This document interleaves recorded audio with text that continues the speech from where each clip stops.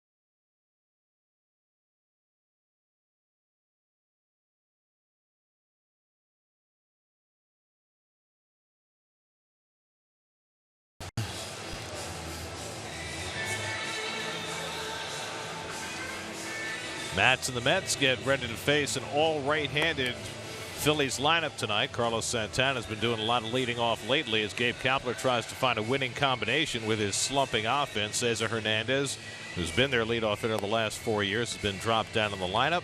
As Drupal Cabrera gets a start at third. Michael Franco's out with a wrist injury. He had been hitting the ball well when he got hurt, but he is banged up right now, and so he's out.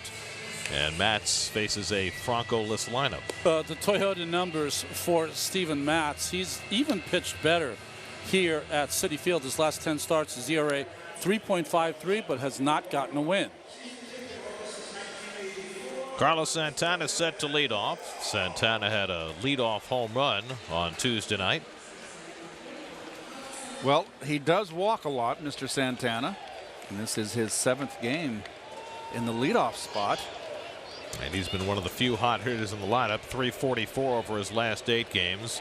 Matz has had good first innings in his last 2 starts, but over the course of the season, the first inning has been troublesome for him. 8.76 first inning ERA. His first pitch of this game is a fastball in for a strike, and we're underway. Santana, Hoskins, and Aaron Altair getting his first start since July the 20th for the Phillies in the opening inning. And Santana takes a fastball for a strike, and quickly it's 0-2. Santana even got a start at third base the other day as they tried to shoehorn some more bats in the lineup. He hadn't done that in 4 years. And Matz just missed with that fastball, 1-2. Steven comes off his highest strikeout performance in his career, 11 Ks, first time he'd ever had double digits in a game. That was in San Francisco last Saturday. And Santana tries to hold, but he went around strike 3, and Matz has a strikeout to start this game, or does he? No, he said no. Oh, I thought that Sean Barber was punching him out himself. He was only asking for help. Yes. And the first base umpire, Mark Carlson, said no swing. And Santana totally lost his footing there. Yes, he did. 3-2, and he bounces one foul. I mean, you have to ring him up just how ugly it was. Just for the ugly factor. Last time Matz faced the Phillies, it was the second game of that doubleheader back on August 16th, and he lasted just 2 innings. Gave up 6 runs in that game, and he strikes out Santana for a second time, this time with a slider for the first out of the game. Your Lexus starting Mets infield. Plawecki behind the plate. Dominic Smith, his 12th start. All those left-handers on the road trip.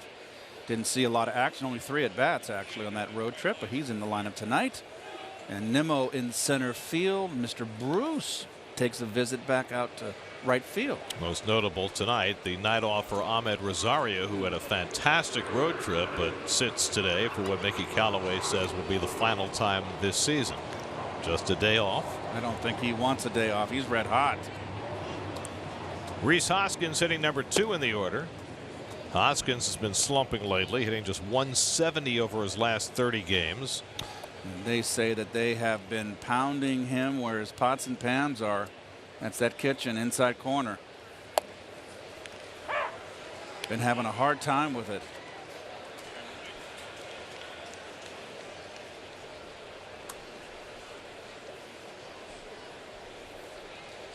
One, and Hoskins takes inside. This is hard to believe, but this is the first time Steven Matz has ever faced the Phillies at Citi Field.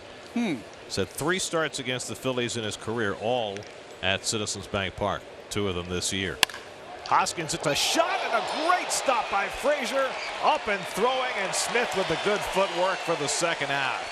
An absolute seed off the bat of Hoskins, and Frazier makes a spectacular play. Well, there's no time. This is a perfect angle right here. There's just no time but just to react there. Any hesitation, that ball's down the line for a double. Terrific play. Frazier made a play like that in Los Angeles off the bat of Kike Hernandez, where it spun him around.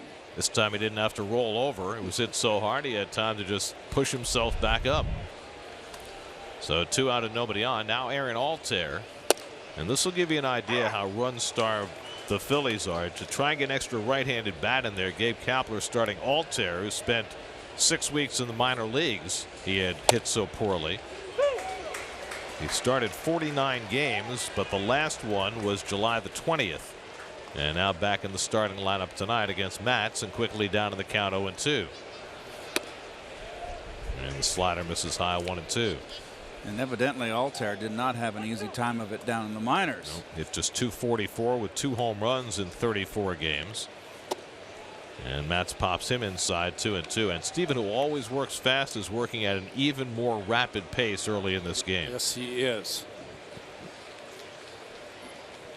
2-2 coming. Line left field. That's down for a base hit. It'll head toward the gap and go back to the wall. So Altair placed in the lineup against the left-hander, comes through with a double his first time up, and the Phillies have the first base runner of the night. That was a rocket right there. He scalded this. Nothing wrong with that swing, Keith. A level swing too on that belt-high fastball. Too much of the plate. And we've talked about Matz, how he loves to pound inside, and that can get him in trouble sometimes. 21 home runs this year, 19 have been against the right-handers. And now the former Met, first of 2 in a row in the lineup for the Phillies, Jose Bautista, making the tour of the National League East this year. Atlanta, New York, and now Philadelphia. He's played 6 games for the Phillies, gone 3 for 10. He played 83 games as a Met, hit .204 with 9 home runs. Check out this play by Frazier. Don't blink because you'll miss it. That's just a terrific play. This shows you how little time you have to react. Step and a dive.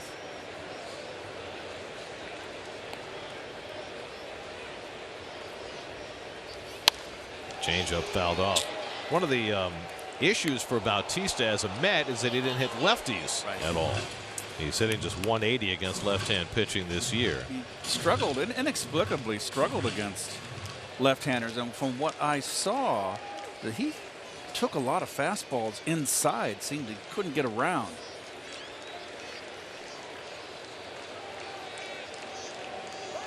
Nice to see Kevin Plawecki back behind the plate tonight. I would not have bet on that Wednesday night when he got drilled in the ribs and had to come out of the game, but he was pronounced good to go.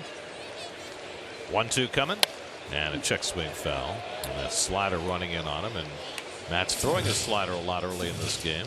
Keith, you think that the players before the game go over to the lockers of Bautista and Cabrera and say, hey, what do you got on Steven Matz? You watched them all year. Well, why wouldn't you? But you know, another thing too is you're in division.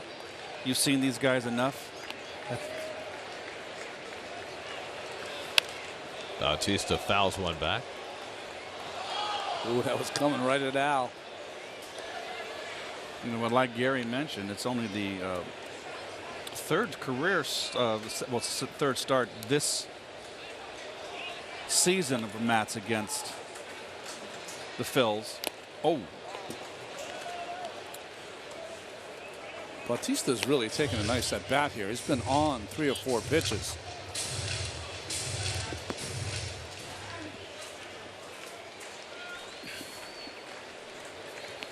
Seventh pitch of the at bat coming from Matz to Bautista, and he struck him out with the fastball away, and Matz gets through the first inning despite a couple of hard hit balls, thanks in part to Todd Frazier.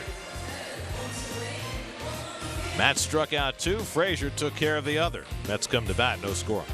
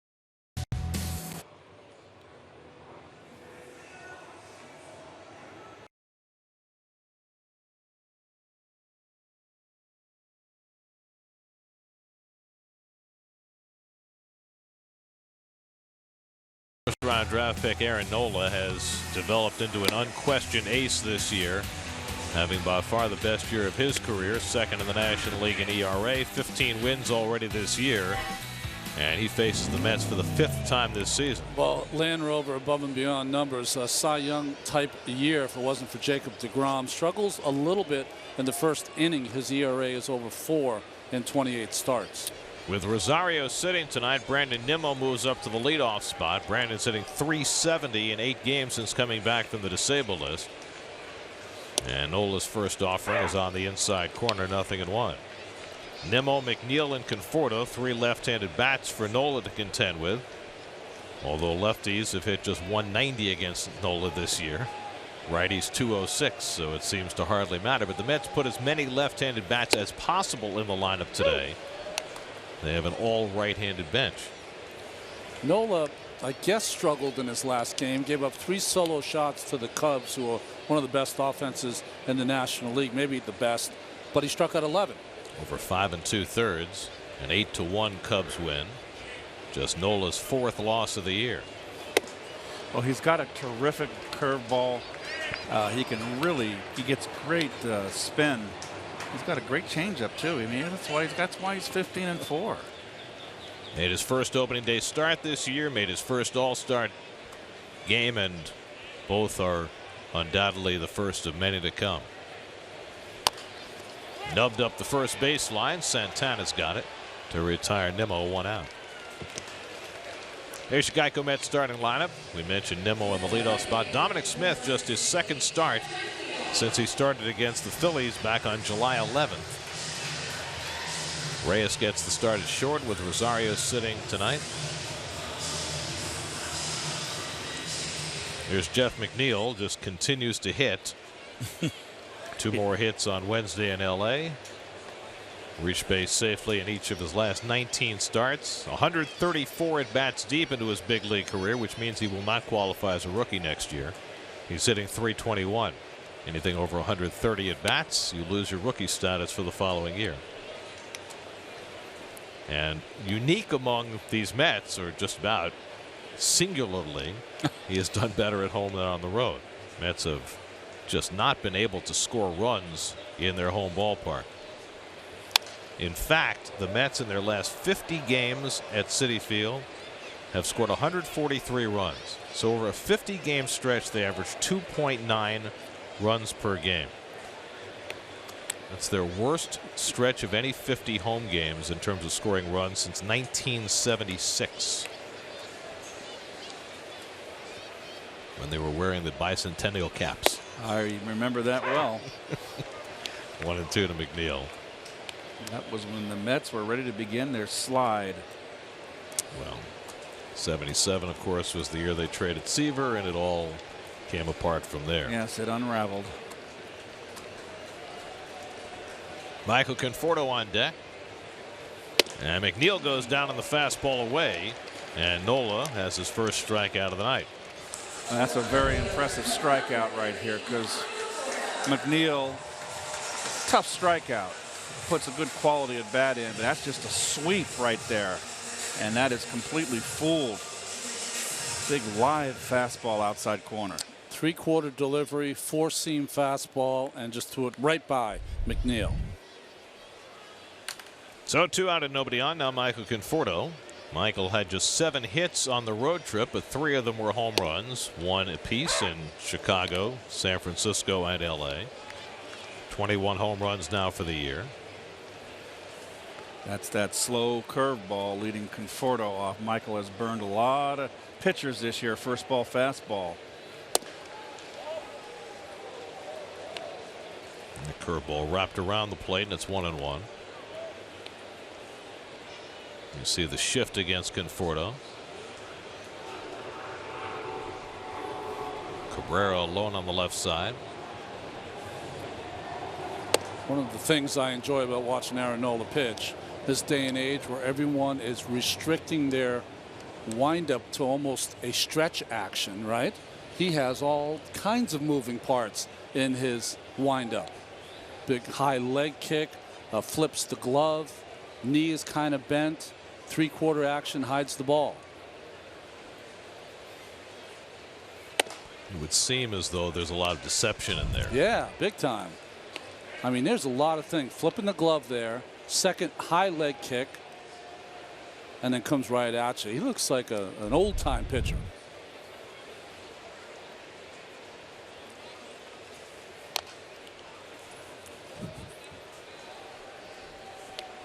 And your Philly Jeep defensive infield, Carlos Santana at first base. I thought when they got Justin Bour, they'd give him a lot of playing time at first base, but he's only had 4 starts there. Santana has been their first baseman. There's Jose Bautista. This is his third start in right field.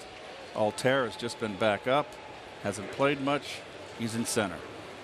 And Conforto goes down swinging on the curveball, and Nola has a 1-2-3 opening inning with a couple of strikeouts. We go to the second. Mets and Phils, no score.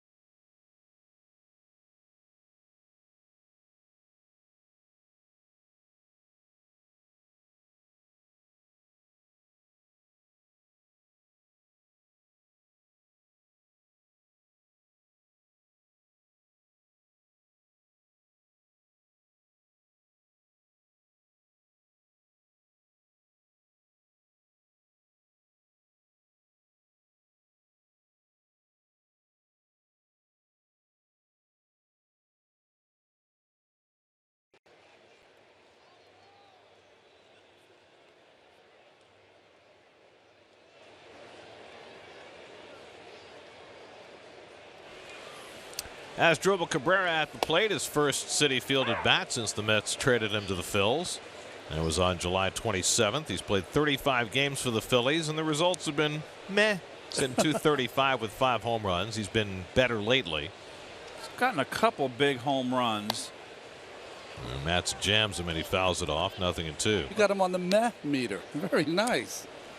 There was a short tribute video played for Cabrera when he poked his head out of the dugout before the game today. So he got the tribute video. Yeah. Bautista did not. The Braves come in to end the season. Lucas Duda's first game back at Citi Field. He's got to get a tribute video. Absolutely. People love Lucas, I think. Cabrera played 2.5 years as a Met, and for a good portion of that time he was the Mets' most productive offensive player. It was part of the tribute video earlier. It's a great New York nickname to have, right? Well, more out of date than he used to be. That's right. Right.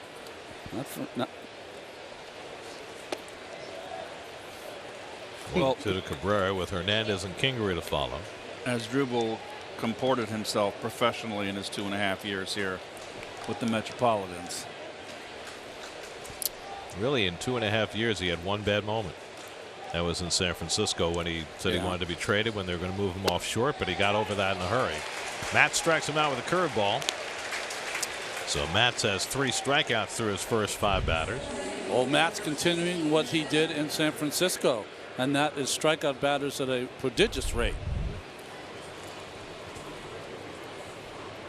Well, this Philly team can strike out. They have struck out over 1,300 times already this year, second most in the National League. It's a team that fancies itself a run it deep into the count kind of team, which cuts both ways, right? They're 5th in the league in walks, which is nice, but they're also 2nd in the league in striking out. And they're 10th in on-base percentage, only .315. And this guy's a classic example, right? I mean, Hernandez has always had a high on-base percentage, but this year 86 walks, 131 strikeouts. Top 10 in the league in both. You see the Phillies offensive ranks. 237. If they made the postseason, that would be the lowest batting average ever for a National League team to make the postseason. Matt strikes him out with a curveball. So 3 strikeouts in a row now for Steven, and 4 of the first 6 hitters. Well, what they've done with Steven Matz, and we talked about what they've done with Wheeler. If you watch Steven Matz, what do we always talk about early in his career? He never finished his pitches. He'd give them away, slow his arm down. All of that is gone the last 2 starts watching him. He is finishing and finishing strong. So when Mickey Callaway and Dave Allen talk about pitching with conviction, is that part of that? Conviction and pitching through the catcher.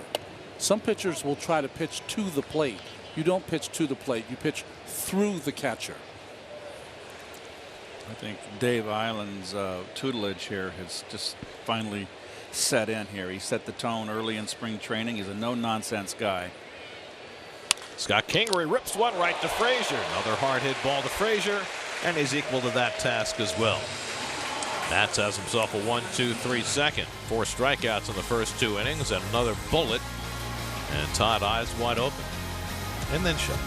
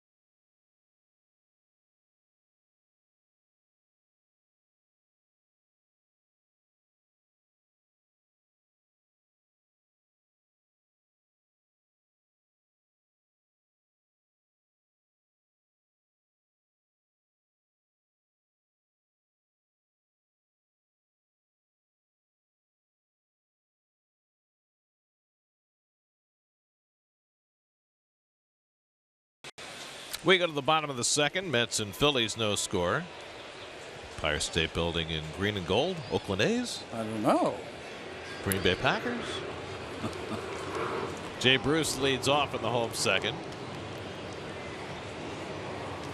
And Jay rockets one out to right center field deep. Altair takes a look, and that ball's out of here. Jay Bruce with a towering home run on the first pitch he sees from Aaron Nola. And the Mets jump out to a 1-0 lead. Well, Bruce hit a home run in his first at bat the last time he played on Tuesday night in L.A.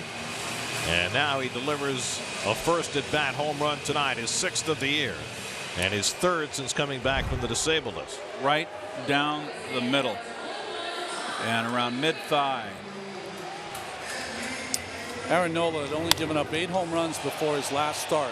Gave up 3 solo shots to the Chicago Cubs, and now 1 here to Bruce. He almost hit it there. Almost he there. He hit it beyond there.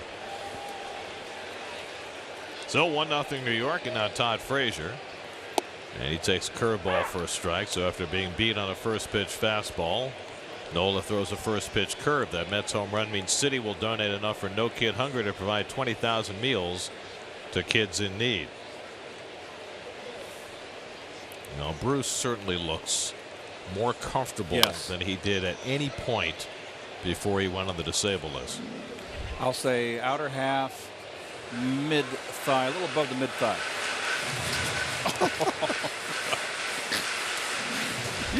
How about middle? Does that work for you? You're amazing. Only Jay's second home run at Citi Field this year in 122 at bats.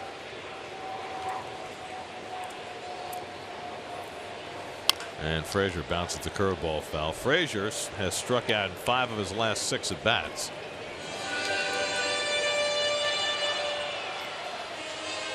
Full shift on against him, even with 2 strikes. Dominic Smith on deck, then Kevin Plawecki. After the Mets knock Nola back on his heels momentarily.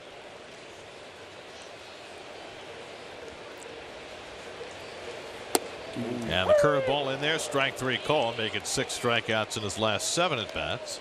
As Sean Barber punches out Frazier for the first out. Yeah, that was a good breaking ball here. Right down the middle. And it wasn't low. And it was just kind of locked him up right here. Watch his shoulder. Oops. And that happens to all of us every now and again. And you're done. It happens.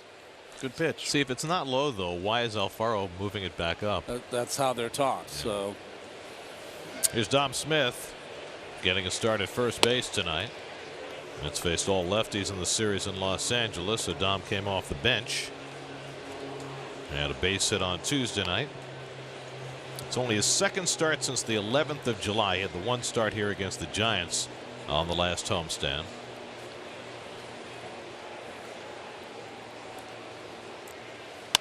And he grounds 1 into the shift. And Hernandez takes care of Smith, 2 out. Let's take a look at your Indeed player resume on Aaron Nola. 3-0 in 4 starts with a 1.4 ERA against the Mets this year. Wasn't there supposed to be an accent mark over the E in resume here? The diacriticals, I don't believe, have been implemented in this graphic. I could have swore I would have said player resume. Well, he's about to resume. He's about to throw his next pitch to Kevin Plawecki. Curveball outside for ball 1. Plawecki had a couple of hits on Wednesday night. And that barrage of bloops that the Mets put together against the Dodgers. By the way, the Mets have lost one of the hits from that game. Remember the one that Rosario hit that Verdugo had go off his glove in right field? Yes. That's now an E9. Really? So it takes away that 3rd hit since August 10th, right. 6 times. Okay. 5 now. Still good. Who filed the complaint? I think it was too quick to be a complaint. It had to be an official score adjustment. So can now Rosario complain? Yes. Yeah. I believe he can, but I thought it was an error, didn't you? Yes. So probably the review board would think the same thing. The review board.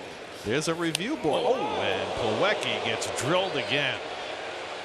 Ribs the other night.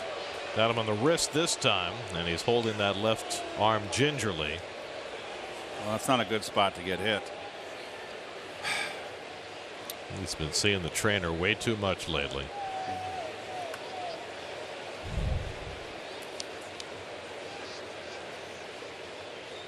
Well, that little bit of meat there. Left forearm, right? Yeah, like and he's got that the cheat sheet for catching on that forearm, which I guess acts as some kind of guard too. Kevin had to go. He got it in the forearm. Kevin had to go for a CAT scan after the game Wednesday night after he got hit in the ribs. Was cleared, felt a lot better yesterday. Now he takes it off the wrist or forearm. Mets got better news on Devin Mesoraco today, but it's still going to be at least a week till Devin can play after he got an epidural in his neck. He's got a bulging disc. So the Mets did not add a catcher because Plawecki was feeling better. So they have just Tomas Nido available behind Plawecki. And he is ready to go if needed. It's the 6th time that Nola has hit a batter. I don't think Mr. Plawecki is going to come out of this game. So the word on Mesoraco, who the Mets feared was going to be out for the year, is that he may be ready within a week after getting that epidural. But Mets obviously are a little short of catchers, and they were reluctant to bring somebody up because they don't have another catcher on their 40-man. If they brought up Jose Lobaton, they'd have to take somebody off the 40-man roster. But Plawecki's going to stay in for the moment. Let's see how he fares from here. That hurts. The old saying, that ball will bite you. Boy, it will. Well, it's the 9th time Plawecki's been hit this year. He's been more of a target, though, since he's become a dad. What's that all about? I don't know. I don't get it. So Plawecki aboard with 2 out. Now Jose Reyes getting the start at short. His first start since last Friday when he got a start in San Francisco. And he pops one foul. That'll come back out of play.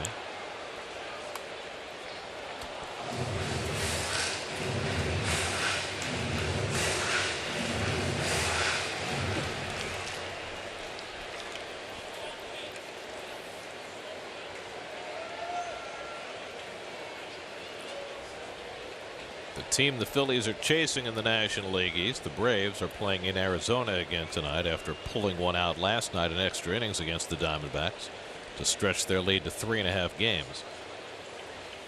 Oh, good curveball by Nola, and it's 0-2. Considering what happened to them on Wednesday, they needed that game, right?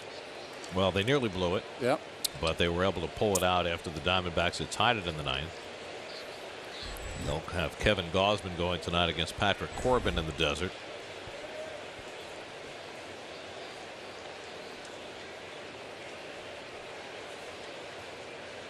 0-2 to Reyes, and he goes down on the curveball to end the inning. Why does he throw anything else? 4th strikeout for Nola, but the Mets grab the lead on a Jay Bruce home run. 1-0 New York after 2.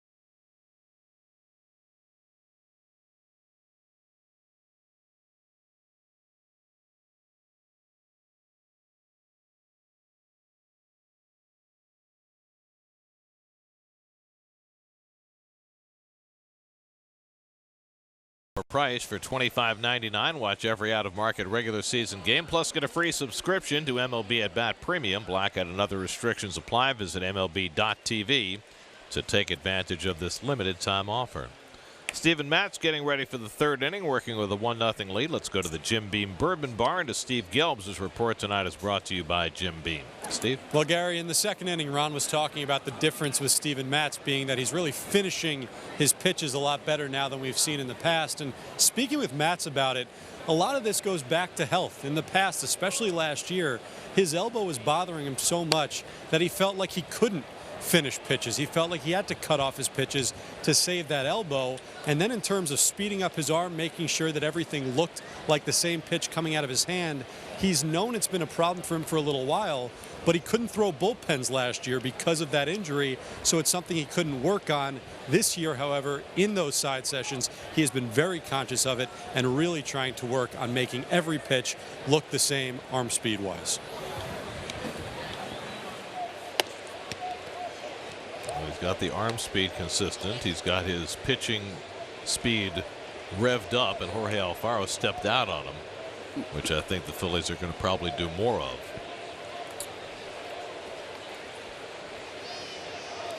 Alfaro right now is the hottest hitter in the Phillies lineup. He's got a 9-game hitting streak going, and they've got Wilson Ramos now.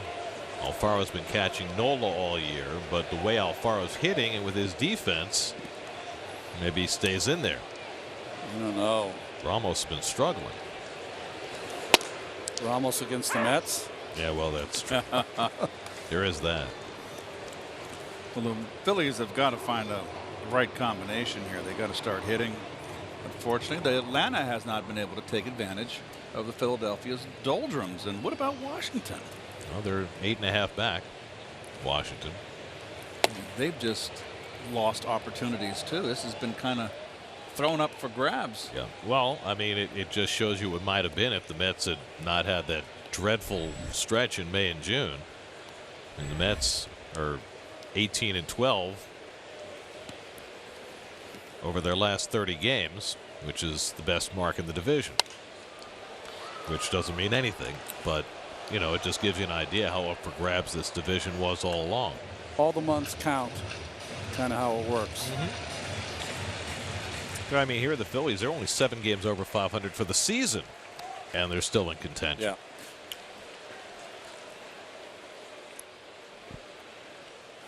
First 3-ball count for Mats tonight, and Alfaro fouls back a slider.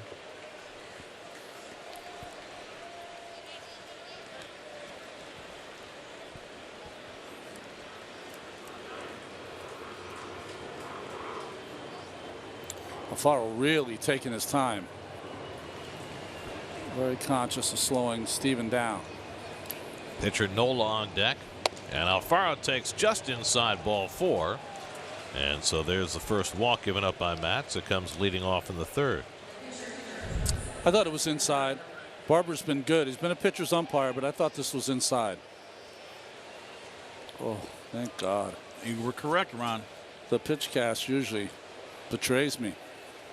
Well, the pitch cast does tend to emphasize strikes. I think the circle's too big. Nola fouls off the bunt attempt. Aaron Nola, not much of a hitter, but usually a pretty good bunter. He's got 3 hits, 7 sacrifices this year. He's made a lot of those 3 hits, hasn't he? 4 RBI.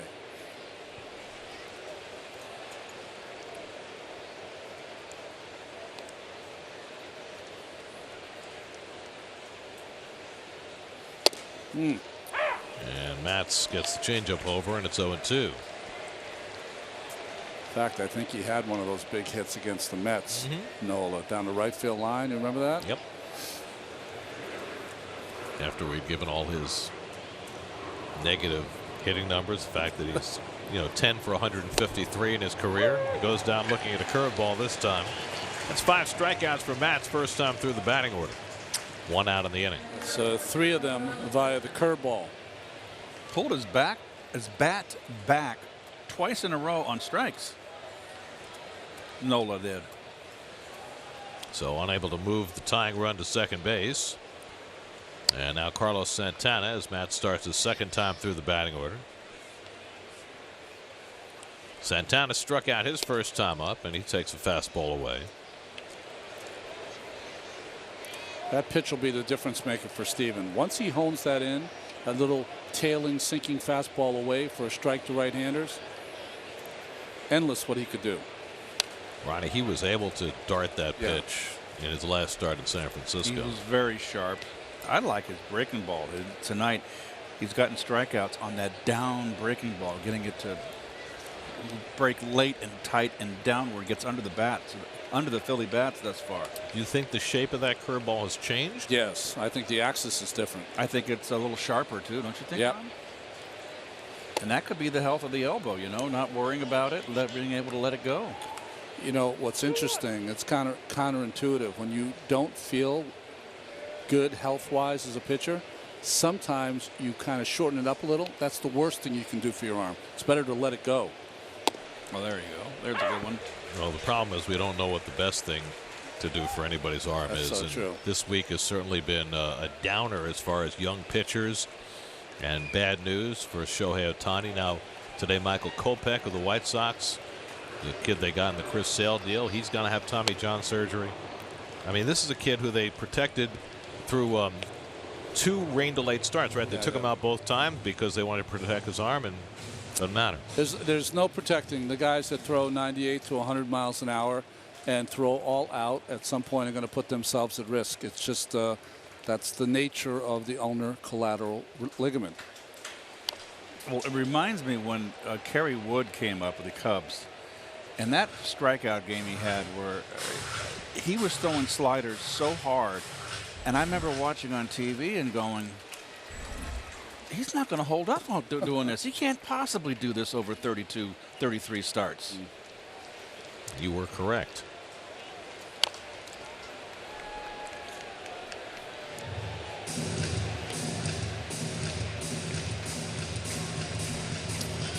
It was Alfaro on first base who took advantage. What, of Syndergaard and stole a base Yes. in Williamsport? And that one night Syndergaard gave up 5 stolen bases.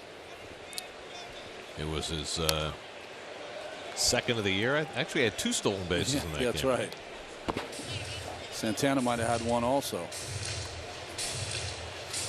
That was actually in Philly. Yeah. Oh, was it Philly? Jason Oh, okay. Vargas pitched the Williamsport Okay, game. you're right. But point well taken. Mets, the Phillies ran at will in that series against the Mets. And Santana has to exhibit evasive action.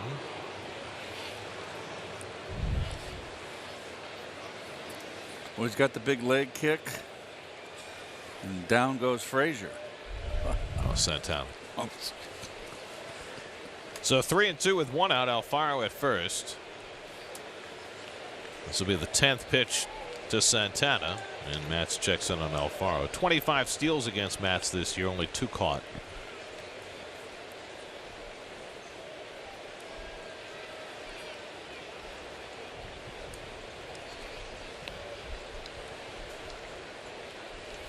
Santana rockets one to deep left. Back goes Conforto, and that's gone. A line drive 2-run homer off the bat of Carlos Santana, his 22nd home run of the year, and the Phillies leapfrog in front 2-1. Well, Keith, this is what the Phillies try to do. They just try to wait you out, take a lot of pitches, see all your pitches, and then attack. Well, Santana's a guy that walks, and he really fought off a lot of tough pitches. And look at the setup outside where the ball is. Matz has, I think, to really up his game is to get that zone in on that outside corner with that fastball. Don't make a mistake across the plate. You got burned there. 22nd home run Matz has allowed this year in 131 innings. So 2-1 Phillies, and now Rhys Hoskins takes a fastball strike. Hoskins hit that bullet between Frazier and the line that Todd made a great diving stop on and threw him out in the first.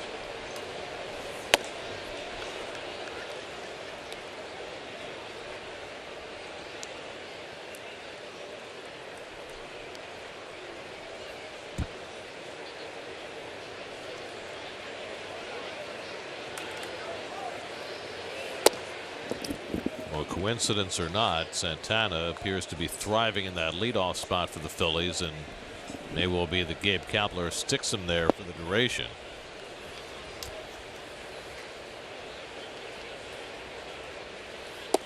Well, he's always been a guy that's drawn walks.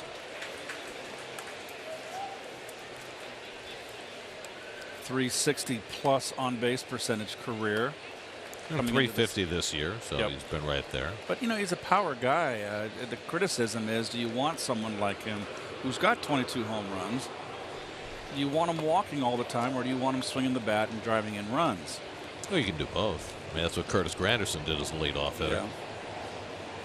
Well, I have a hard time considering Santana a leadoff hitter, even though right now he's thriving in it. 3-2 to Hoskins. And he got him looking with a changeup. 6 strikeouts for Matz, 2 out of the inning. Well, we were talking with John Kruk before the game, you and I, Ron. Didn't he say that Gabe Kapler has had over 115 different lineups? Yeah. Well, Gabe, I talked to him, and he said that they meet with the analytics department. They go across the board and come up with whatever they use to make sure they're putting the lineup in there that has the best chance against the pitcher. And it's not only their own numbers against the pitcher. It could be swing path, velocity of the swing, velocity of the pitcher, a lot of different factors. Well, all that is fantastic. Yeah. But if he had a productive lineup, he wouldn't have to change 115 times. Yes. Is that true? Yeah, I think it is. I think if you have a productive lineup, you trust that lineup regardless of who's on the mound. The analytics are great if you have questions about your lineup. Don't you think? I'm saying I think you're 100% right in my mind. I'm not sure you're right with the way they look at the game today. I agree with you, Ron. I think that analytics have a far greater say today instead of going with the field. If you've got a team that's hot and that lineup's scoring runs, I don't want to move anybody out of those positions. But then again, you got analytics that say, okay, you've got a guy is up and he's been wearing it out, hitting in the 2 spot, but he's got bad numbers against Matt. You might move him down the order. I don't believe in that. Well, all I can tell you is last year, the Mets have analytics too. And there were a couple of games last year where the analytics said that the best person that the Mets can put on the field against a particular pitcher was Travis Tyrone. Yeah, that's right. Okay. Because I remember the pitcher did not have great velocity. And that's why they went with Tyrone. And that was AAA numbers. Frazier throws out Altair, inning over. Santana's home run puts the Phillies in front 2-1.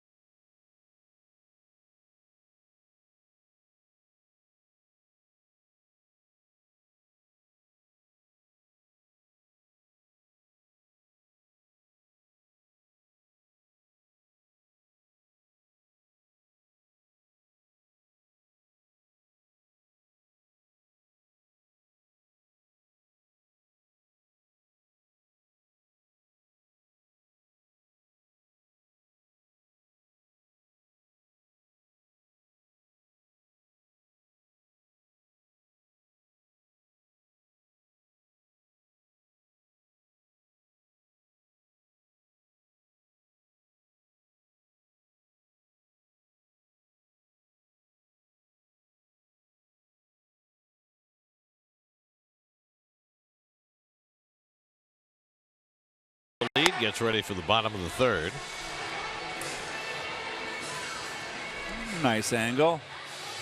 Love this. Oh. And folks, when you see that warm-up pitches, usually you're throwing those about 50 to 65%, just kind of lobbing it over. BP speed. Yeah. Steven Matz leads off on the home 3rd. He's got 3 hits this year.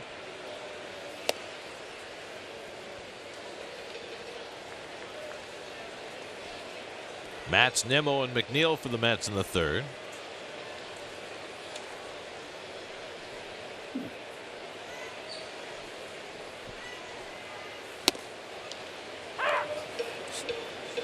weird thing for me to ask you guys. Did you notice in San Francisco if he wore a glove? Steven Matz has always taken his bats without batting gloves. First time I've seen him have one on. Did not notice.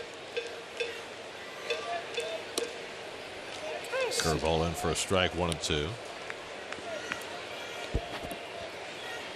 Is that because he was a big Keith Hernandez fan? I don't know. I'm going to have to ask him, though, not if he's a Keith Hernandez fan, but ask him why he's got the glove on. Well, young to be a Keith Hernandez fan. Exactly. Might have known him in his Indian days. Then he wouldn't be a fan. Easy, Gary. Well, I'm just trying to do the math. I mean, Steven is 27, which means he was born in 1991. I didn't play that year. 92? I had the back surgery. I was done. Out all year.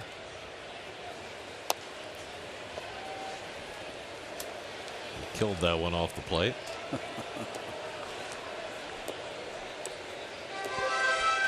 What? I got to play for John McNamara one season in Cleveland, even though it was. You said you really enjoyed playing for Mac. I really, and I got to talk to him about the World Series in '86 because he was the manager of the Red Sox, of course.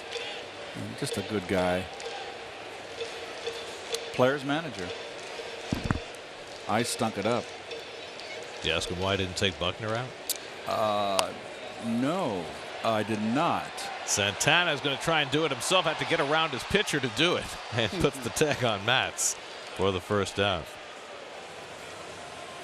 The interesting conversation was about not about why did you think about taking Buckner out. It's about Clemens. Why'd you take your Cy Young out in Game 6? What answer did he give you? Can you share it? Maybe you don't want to. I'll leave it at that. Okay. And much credit to John, he never mentioned. He never spoke a word of it. The other question I would ask is, how could he go back to Schiraldi in Game 7? Schiraldi was, let me tell you, you Met fans, you shook up Schiraldi. He was so brittle, taking that pounding from you, you folks, and you were all over him. He just, and I love Calvin, and Calvin was a big part of their Boston Red Sox push to the American League flag, but he kind of wilted under intense New York Met fan pressure. Tell you something else about Calvin Schiraldi, if I remember this correctly. Didn't Calvin Schiraldi bring you Bobby Ojeda? Wasn't that the same trade? Yes, he did. And also, at one point at the University of Texas, many scouts thought that Schiraldi was the better pitcher than Clemens. They both were there at the same time. Calvin had a great arm.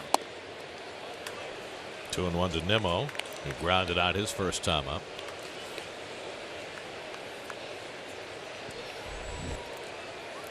Jeff McNeil on deck. Nola wanted that pitch. That's why he's taking so much time. Regroup.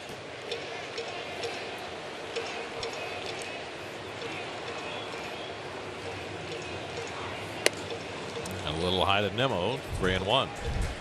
Well, there's the three-headed Cy Young race. Not only do they have those fantastic numbers, but they are 1, 2, and 3 in the league in innings pitched. Scherzer, it's no big deal. For DeGrom, it's a little bit of a big deal. For Nola, he's probably going to pitch 40 to 50 more innings than he ever has. That's without the postseason. 3-2 to Nimmo. Well, DeGrom gets his crack on Sunday in the final game of this series. Daytime. He loves the daytime. Sunshine Superman. You gave it to him. Oh, that was Donovan. Yes, that's right. And misses low, ball 4. And Nimmo waits out Nola and draws Nola's first walk of the night. Here in the City Probables tomorrow night, Noah Syndergaard coming off his first ever complete game in his last start against the Giants. He'll face Zach Eflin, and DeGrom against Vince Velasquez Sunday afternoon. In fact, they have moved Nola in front of Eflin for this start tonight. That allows him to pitch against the Braves 2 more times down the stretch. Nimmo at first. Nola can give up a stolen base. 17 of them this year.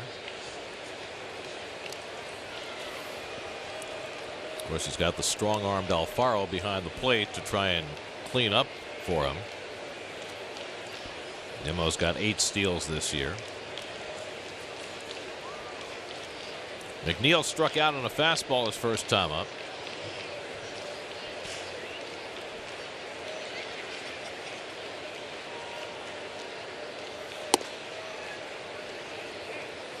Nola's velocity down a little bit here in the 3rd inning. 93 has become more like 90. Trying to throw that two-seamer, kind of hip lock the left-handed hitters, and he's not getting the call from the home plate umpire Barber.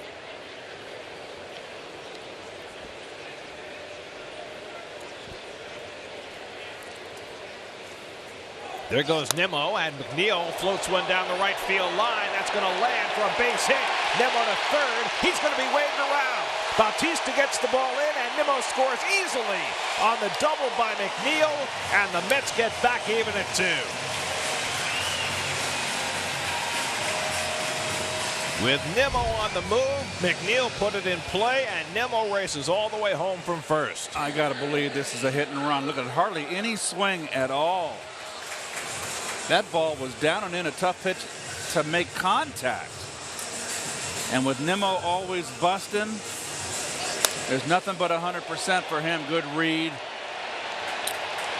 I'm surprised that Bautista, when he picked it up, didn't know the situation, tried to throw it with a little more on at home. This is not an easy ball to hit. It's a breaking ball. And look at the hardly any follow through. Tremendous bat awareness. Or barrel awareness. Jeez. So we're back even at 2, and now Conforto takes the first pitch curve for a strike. Second time Nola started off Conforto with a curve. Well, McNeil is now a .458 hitter at Citi Field. That's an impressive at bat right there, making the contact on a very difficult pitch.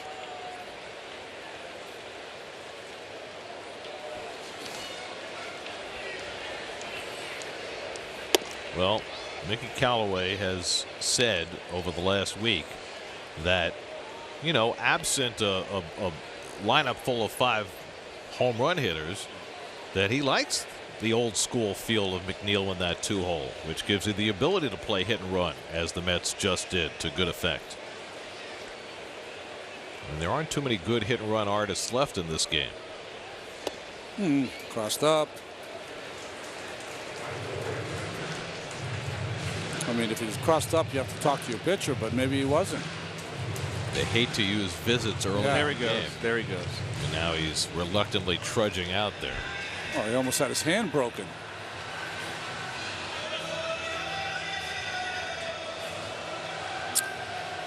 So he threw a first pitch curveball in this at bat. He also did in his first at bat. Now there's a difference. This is the curveball you throw for a strike, and then when you get ahead 2 strikes, that's the one you throw out of the strike zone. How do you differentiate if you're a pitcher? It's where you aim the ball. For a strike, you aim it a little higher at the letters to break in the middle of the plate. The one you throw down and in, you start it at the knees. McNeil at second with 1 out. Opposition hitters are 0 for their last 27 against Nola with runners in scoring position. And Conforto fouls off the curveball, and it's 2-2. Jacob deGrom had a streak earlier this year where they went 0 for 29 against him, but that's not even the longest streak in baseball this year. Carlos Martinez of the Cardinals had a 36 at-bat streak. No hits with runners in scoring position.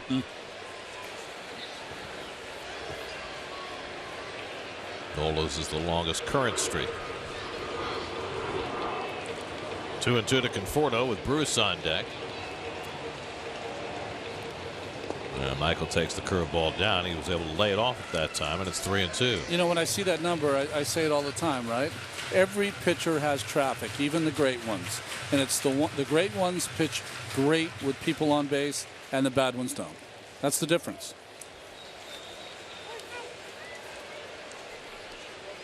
Sometimes the bad ones give up 3-run homers. That happens. Sometimes the bad ones get out of it. Sometimes. But what do you do over 32 starts? I hear you. 3-2 to Conforto. And Michael hits one out to right center, cutting across Bautista. And McNeil back to second, 2 out.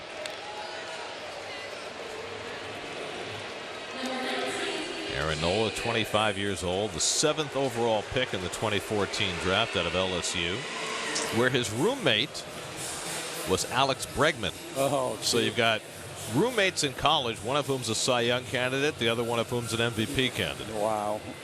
Think about it this way. You're from Louisiana. You went to LSU. Your last name is an abbreviation for New Orleans. I mean, there's no chance you're not going to be a star, right? Well, he's not from New Orleans, you know. He's from Baton Rouge. The Red Stick. Here's Bruce, who gave the Mets the early lead with his 6th home run of the year. McNeil at second and 2 out. First pitch curveball for a strike. He's got that deceptive curveball. It really breaks late and sharp. I see a lot of left-hand hitters taking it, and he can change speeds with it. The analytics will tell you he gets more horizontal break on his curveball than any starting pitcher in the game.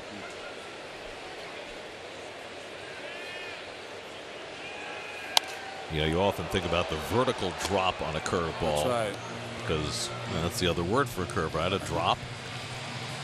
But the horizontal break that Nola gets is equally as impressive.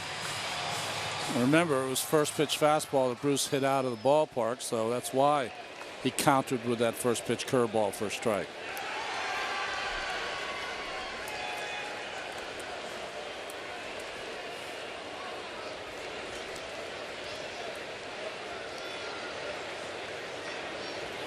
And Bruce hits it sharply, and a great play by Santana for the 3rd out. Now that ball was ticketed for right field, and Santana with a gem that saved a run and keeps this game tied. Santana sprawling. 2-2 game in the 3rd.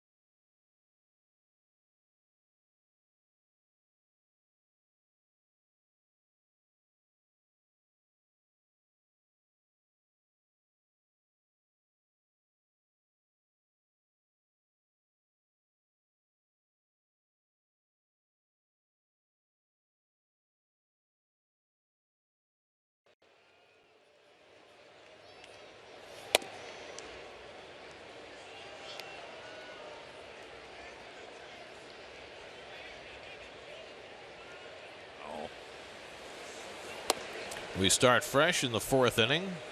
Mets 2, Phillies 2. Jose Bautista leading off for the Phils. He struck out his first time up against Steven Matz, who required 34 pitches to get through the 3rd inning. 67 through 3. We talked about how the Phillies like to work deep counts. It's working so far. Hit hard, another hot shot to Frazier, and he picks this one out of the air. Tom must think they're picking on him. Wow. Hoskins and Kingery and now Bautista all with bullets right at him.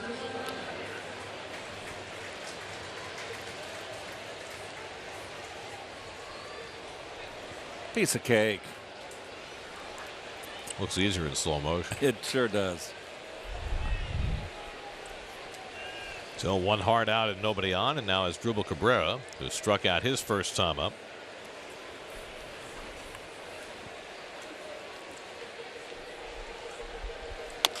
And he chops one down to Frazier, waits on the second hop, and throws out Cabrera. And quickly, Matz has 2 outs, and Frazier should be putting in for overtime. Well, that's what you're going to get with a pitcher who throws a lot of cutters, throws a lot of changeups, throws a lot of curveballs. Left side of the infield, be ready.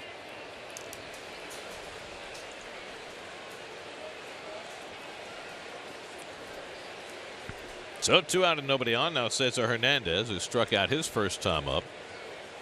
Matt struck out 6 over the first 3 innings. And the fastball away to Hernandez. Spectrum high-speed pitch.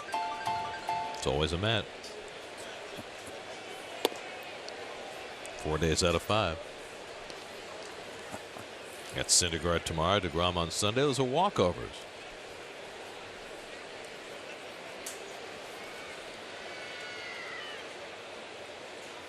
I don't know. Velasquez throws pretty hard, does he? Maybe not 98. Can he match DeGrom? I don't know. 1 pitch? Well, sometimes that Spectrum high-speed pitch feels like the Globetrotters against the Washington Generals. Or Perry Mason in the courtroom. There you go. Well, poor Hamilton Hamburger. I always thought that was so funny. Yes. That the DA's name was Hamburger. And of course you had Della Street.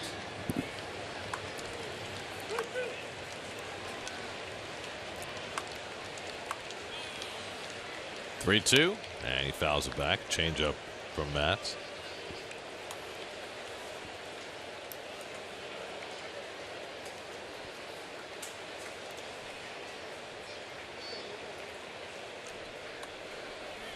And Hernandez takes a walk. Second walk given up by Matz. So that prolongs the 4th inning as we take a look at the road ahead presented by GMC. This is the start of a 3-game series and a 7-game homestand. Mets have 4 with the Marlins after they finish with the Phillies. How about this? The Marlins have more games left at Citi Field, 7, than they have at home. Oh. They've got 6 home games left and 7 games at Citi Field left. 4 on this homestand and 3 on the next one. I've never heard of a team making 2 trips to the same city in September. But look what happened to the Mets against the Braves this year. I mean, we were done on early June. Yeah. But September is supposed to be different. Well, I mean, it didn't used to be different. It used to play in division a lot, but not anymore. Well, the old schedule, when you had 2 divisions, you played all division games in September. Now, of course, you can't do that with a 5-team division. Scott Kingery at the plate, and he takes the fastball away 1-1. Kingery hit one of those line drives at Frazier his last time up.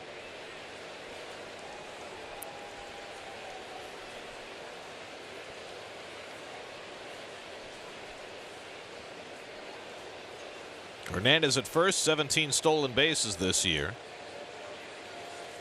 I am perplexed that the Phillies have declined to even think about running on Matz yet. They've had success with it in the past. They've got a struggling offense. They only have 57 stolen bases as a team, and have been caught 21 times. That's not a good percentage. They're tied for 13th in stolen bases in the National League. Well, if you ask the Phillies people, one of the reasons Hernandez is having a tough year, fouled the ball off his foot, the identical same place twice, and said that he's been playing pretty hurt all season long. So that could certainly explain why he's not running. And Matz gets the inside corner to Kingery. And questions the call by Sean Barber, and it's 2-2. Kingery, the rookie out of Arizona, whom the Phillies gave a 6-year contract before he had ever played a major league game. He is maybe underperformed a bit. He lines this one into center field, a base hit. Hernandez pulls in at second. So Kingery with the third hit against Matz, and there are 2 men on. Got himself a hanging breaking ball up in the strike zone on the outer half.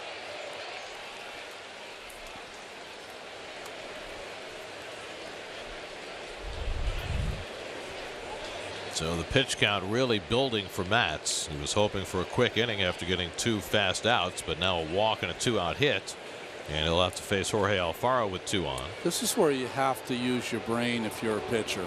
And I'm not saying you ever want to put Alfaro on. No, you want to go after him and retire him. But you never want to give in to him, especially with Nola, who's not a great hitting pitcher. Alfaro walked his first time. And what I mean is if you get behind in the count, you don't say, okay, I'm just going to challenge him here.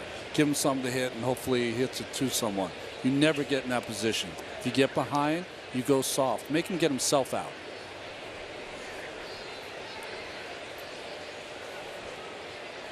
And compounding that is that Alfaro is swinging a hot bat right now. It's a good changeup by Matz, and it's 1-1.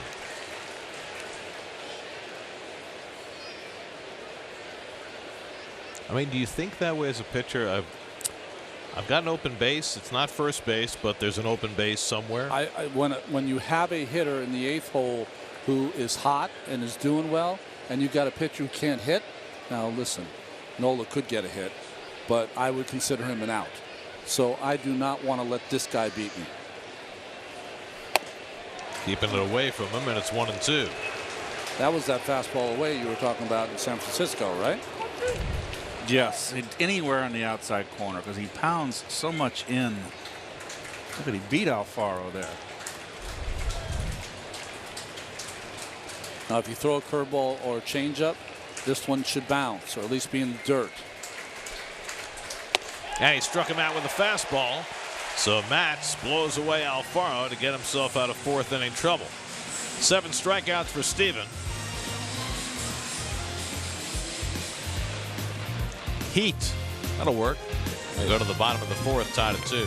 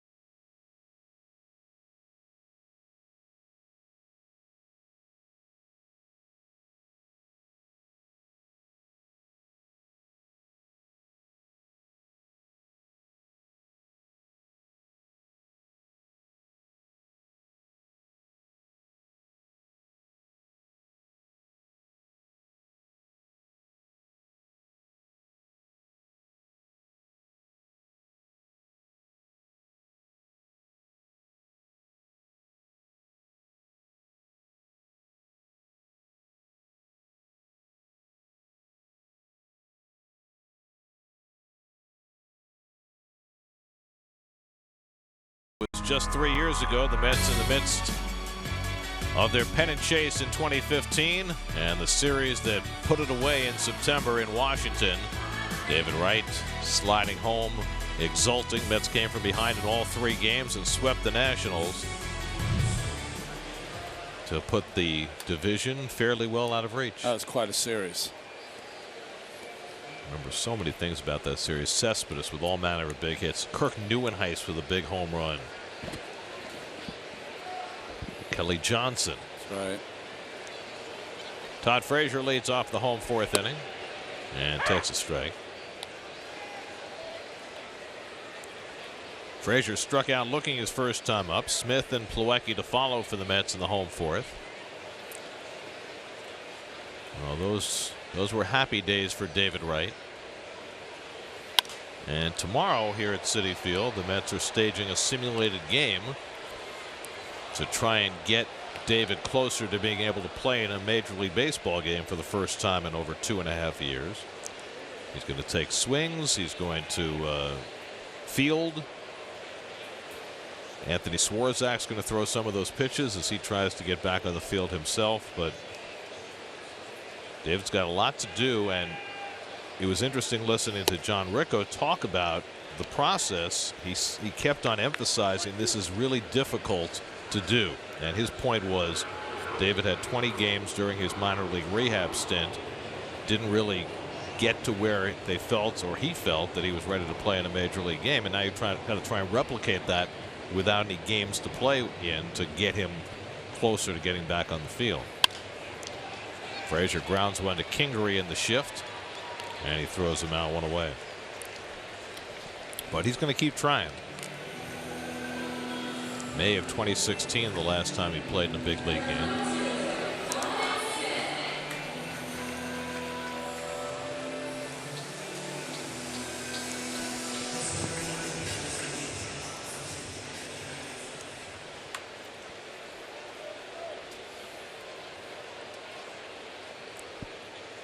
Now Dominic Smith, who grounded out his first time up. The other thing that Ricco said that was interesting, he said that the Mets are not looking for David to make a ceremonial appearance. Yeah. In other words, not just like a, pinch hit and wave goodbye kind of thing. They want him, if he comes back, to be a player. And I think David wants the same thing. But what does that mean exactly? I don't think anybody can really articulate it. And then there's that. A lot of layers to that. Well, there's the layer that nobody wants to talk about, and they keep, the media keeps asking the question, and it's a completely legitimate question about how much money it would cost the Mets if David Wright actually takes the field. And there was no straight answer about that. 2-2 to Smith. And I've yet to hear anybody from the Mets actually address that issue, but it's a legitimate issue. So maybe because they're collecting insurance money, and if David takes the field, they will forfeit some of that insurance money. It will cost them money if he plays. 2-2 to Smith. And the curveball in for a call, strike 3. That's 5 strikeouts for Nola, 2 out of the inning. And maybe that's not a factor at all. Maybe it is, but we don't know. But nobody's addressing it, so it's impossible to know. Say 5 strikeouts for Nola. Yeah. If 4 of them come via the curveball.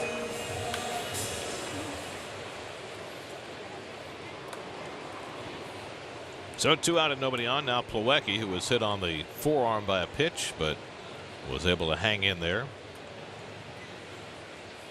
His second straight plate appearance in which he's been hit by a pitch, in the ribs on Wednesday and the forearm in the second inning tonight.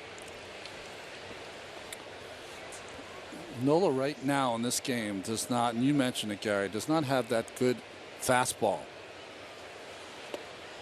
He has a good curveball, though. He does.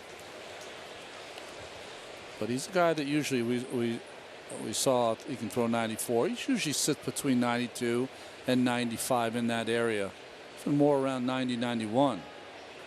Mets have already done more against him tonight than they generally do. 1.44 ERA through his first 4 starts against the Mets this year.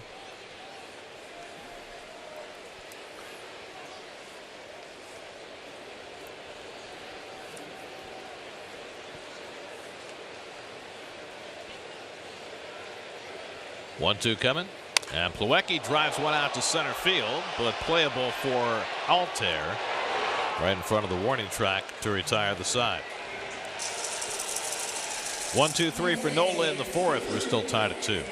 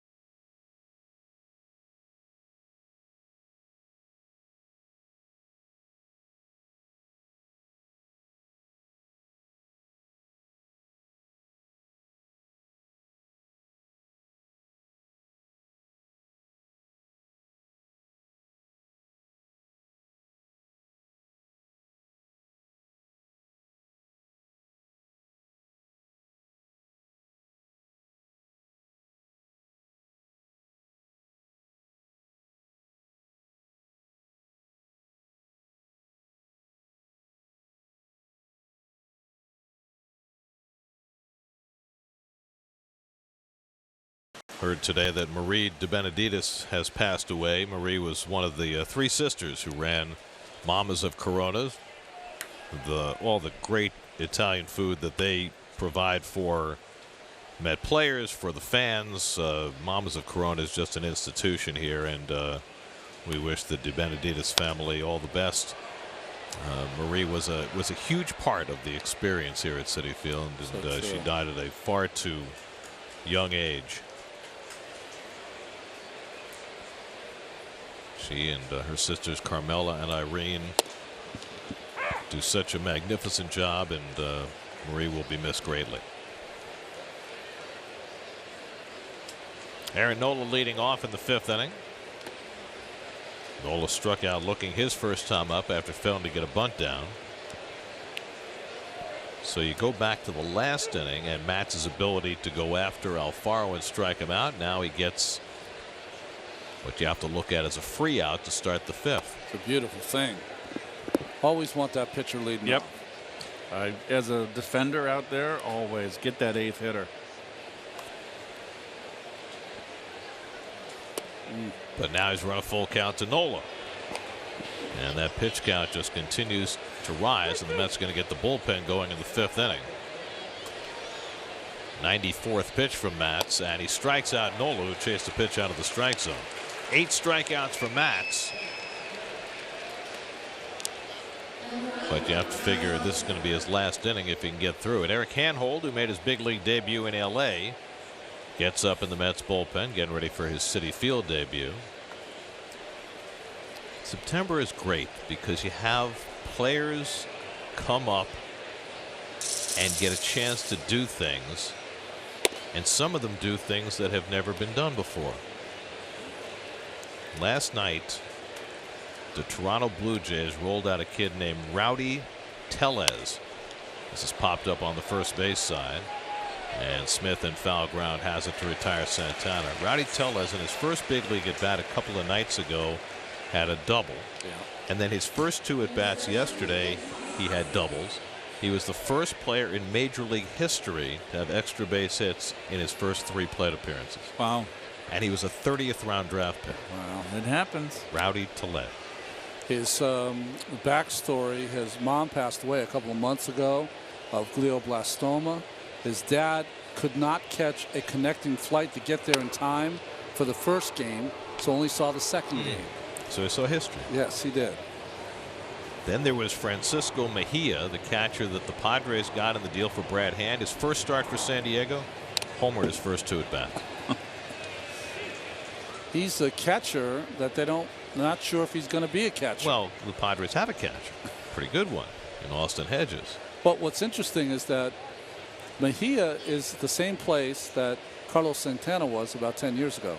That switch hitting young catcher who can hit, but you're not sure he can catch at this level. Santana did not become a catcher. Rhys Hoskins takes a fastball for a strike, and it's 1-2. Hoskins is grounded out and struck out. He was robbed of a double by Todd Frazier his first time up, but when you're hitting 170 over the last month, that happens to you. And that curveball sits a little high, 2-2.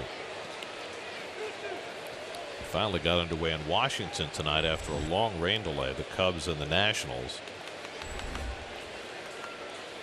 After the Cubs won the opening game of that series last night. Good swing by Hoskins. He fouls it back. So the Cubs 4.5 up on the Brewers in the National League Central. 5 games over the Cardinals. Brewers are up 2-0 over the Giants.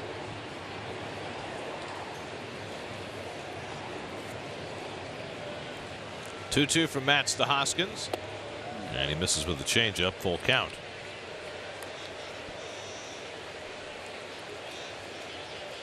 It took Steven just 93 pitches to get through 7 innings. Even with 11 strikeouts his last start, he's already up 105th today. Hoskins pops one up behind second. McNeil out and calling, and that retires the side. So Matz's night probably done. He gets through 5. Halfway through at Citi Field, Mets and Phils tied at 2.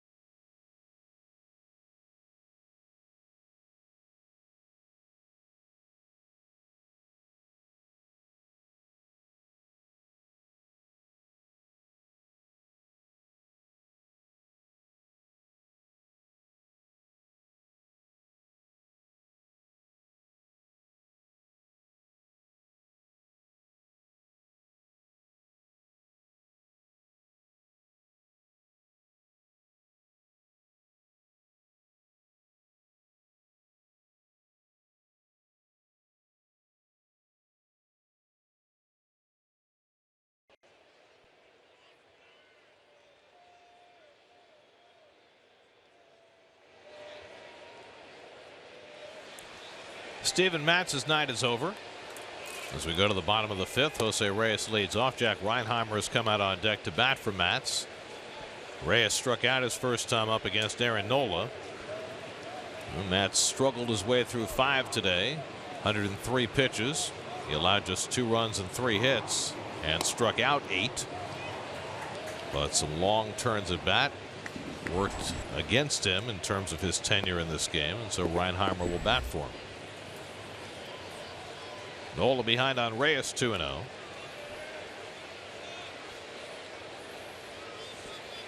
And now 3-0. Nola has walked 1. That was Nimmo in the 3rd. He came around to score the tying run. And the last thing in the world he wants to do is walk Reyes leading off the inning. Nola is not impeccable as far as control. 2.4 walks per 9 innings.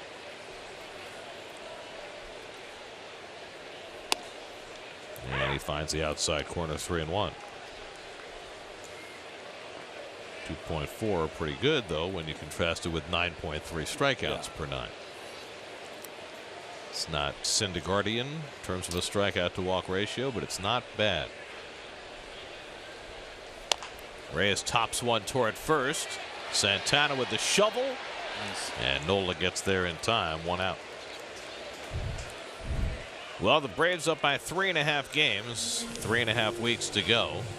What's on the docket for the league leaders in the National League East? Well, I'll tell you.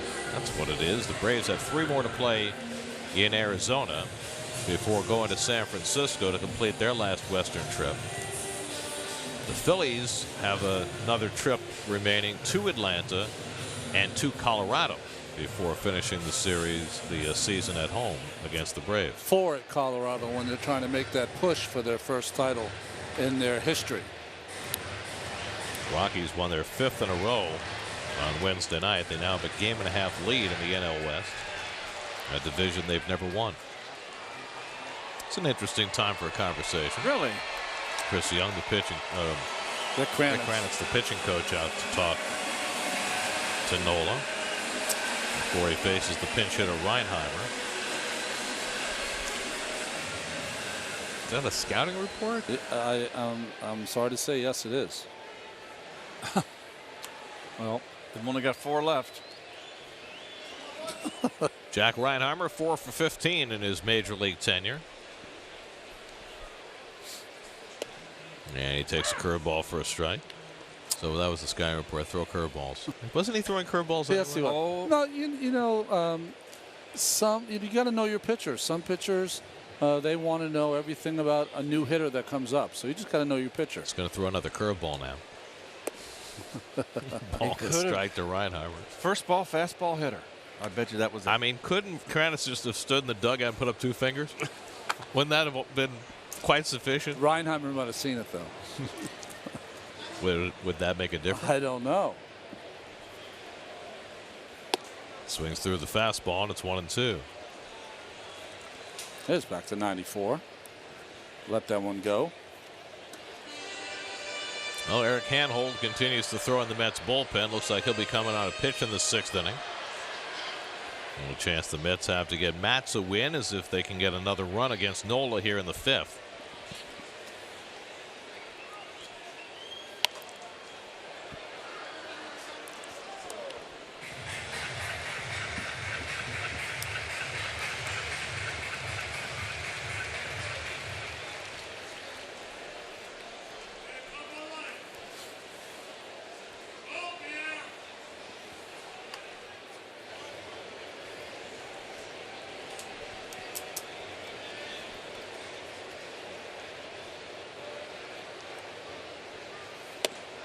Off the plate to Reinheimer, 2-2. Brandon Nimmo waiting on deck.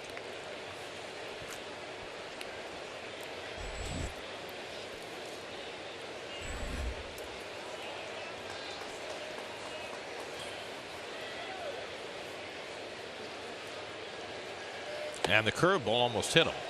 3-2. So the last 11 starts, Nola has an ERA of 1.86, which the Philly game notes today made a great effort to point out. Last 11 starts, 1.86. Second only over that span to Jacob deGrom. Well, deGrom's got a better ERA than that for the season. That's right. Forget about 11 starts. Wow. Oh, we got to throw him a bone every now and again. That's a little biased, those notes. You know, I don't know if you noticed that. I didn't notice. Everybody's making their case. 3-2 coming. And Reinheimer takes strike 3 call. Changeup got him. 6 strikeouts now for Nola. 2 out of the inning. Hey, tomorrow the Mets take on the Phillies at 7:10. The first 15,000 fans in attendance will receive a Mets winter hat, courtesy of Just Works. Purchase tickets at Mets.com/tickets. Folks, Russ is usually very jovial, but we all noticed, the 3 of us in the booth, that he looks very tired today, doesn't he? Looks like he came straight from the step. Russ, you can go home. Get some rest.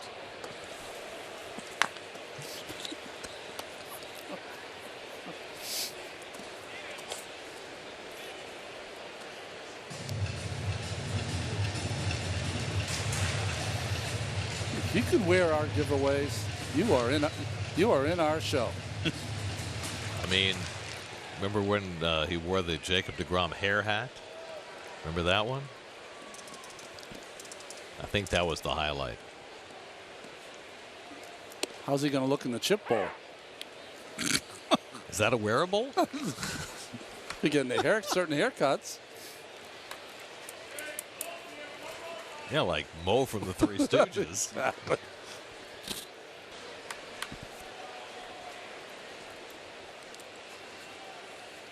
Just wear it as a helmet.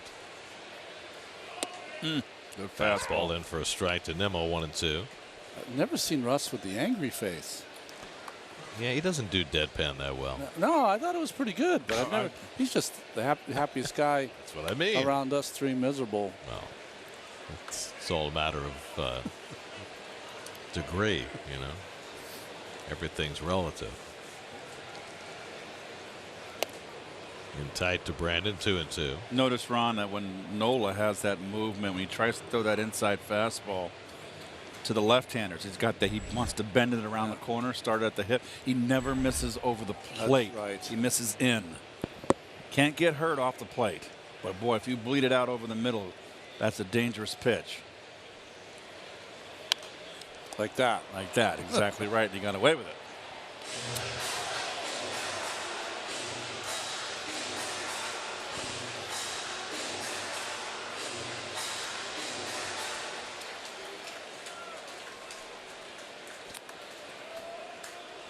I'd go back there with the same intent because he didn't execute the pitch.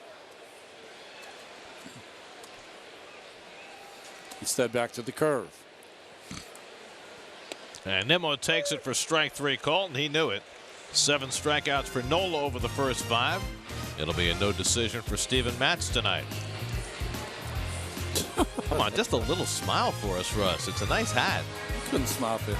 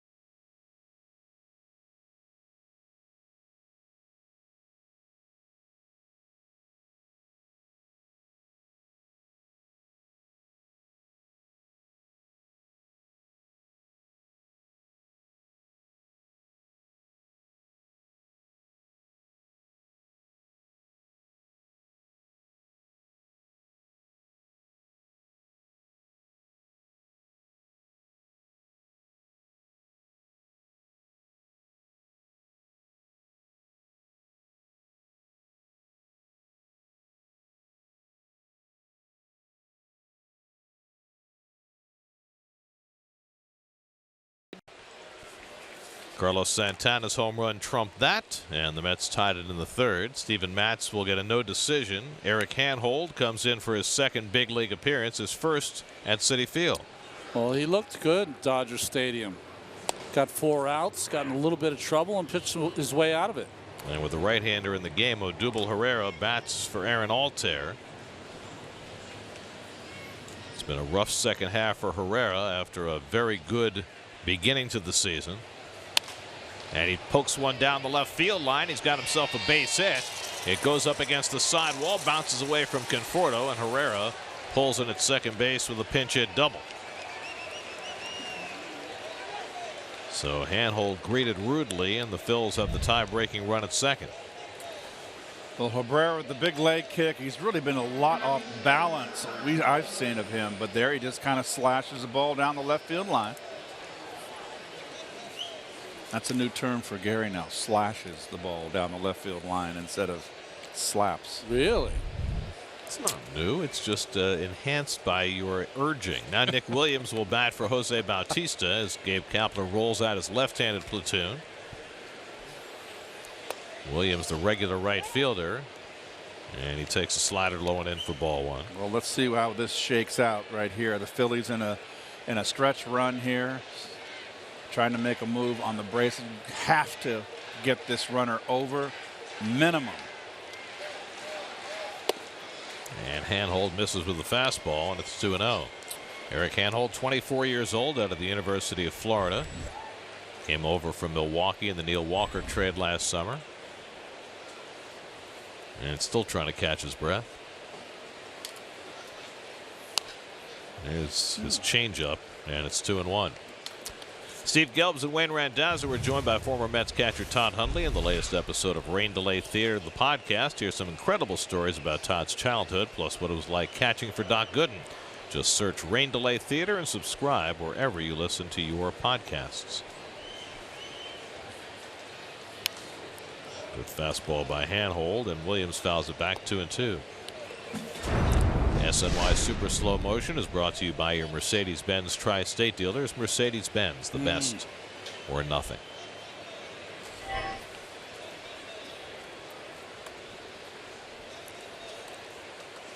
Herrera at second with nobody out. 2-2 to Nick Williams. And he takes low and in, full count. Let's have Daniel Zamora, the left-hander, up in the bullpen. You got two switch hitters, Cabrera and Hernandez, coming up behind Williams.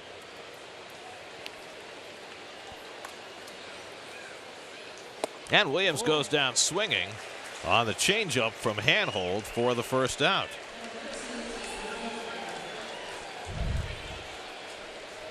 Well, welcome to the big leagues. I'm going to throw you a 3-2 slider right there.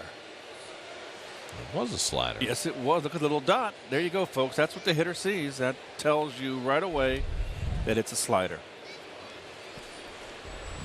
Well, not right away, but out of the pitcher's hand. Eventually. Yeah, but sooner the better. So a big first out for Handhold. And now he'll face Asdrubal Cabrera, who has struck out and grounded out.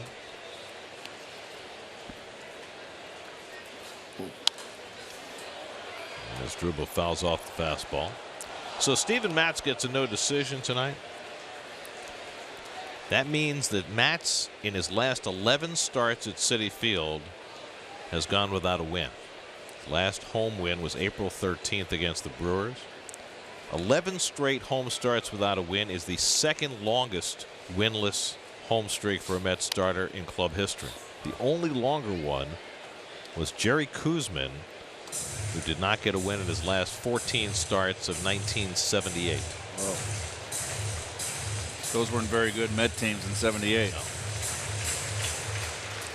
Matz has pitched well in those 11 starts, 3.53, just no wins.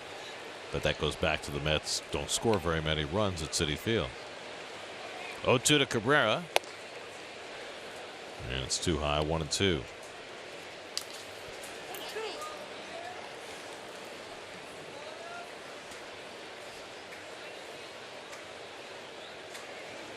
So taking those breaths, knows it's a big moment. Under his glove and into center field, a base hit. Herrera around third. He'll come home with the go-ahead run, and the Phillies take the lead 3-2 as Asdrubal Cabrera returning to Citi Field and putting a dent in his old team with the go-ahead hit. Going back to the slider, Handhold here, and Cabrera up to the task. And wants it down and in, and this stays out over the plate, almost on the outside corner. Cabrera stays right in. 74th RBI for Cabrera, the first 58 of which were in a Mets uniform. Now Cesar Hernandez flies one out to right. Easy play for Bruce. And that's the second out. Cabrera back to first.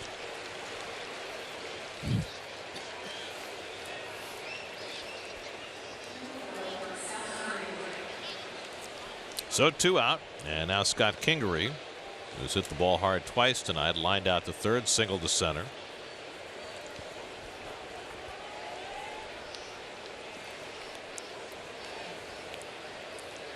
Kingery has played most of the shortstop for the Phillies this year. That was not the original game plan. Right? They had J.P. Crawford, who they thought was going to be their regular shortstop, but nothing went right for him this year between injury and lack of performance. I thought they came out of spring training. They wanted to use Kingery all over the diamond. Right. I mean, he's a natural second baseman, and the feeling is that he may well be there next year.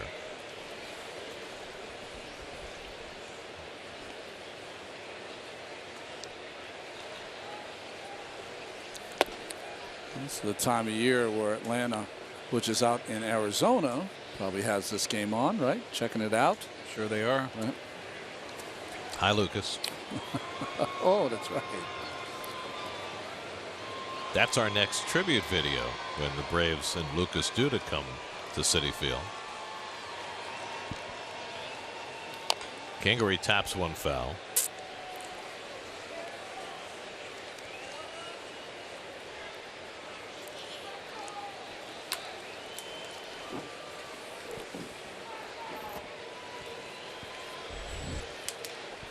Jorge Alfaro would be next.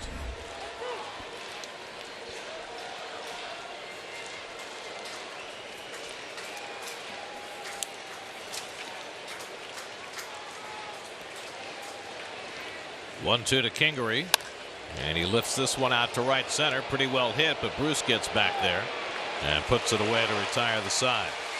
But the Phillies regain the lead as Drupal Cabrera's RBI single puts Aaron Nola back in front. 3-2 Phillies as we go to the bottom of the 6th.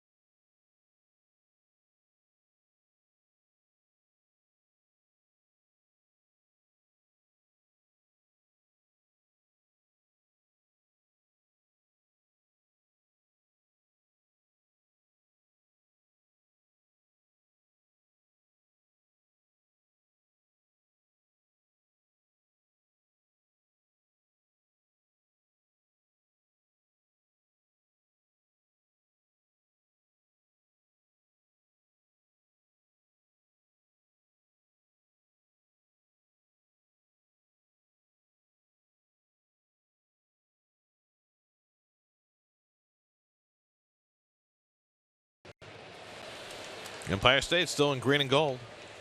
Anybody found out why yet?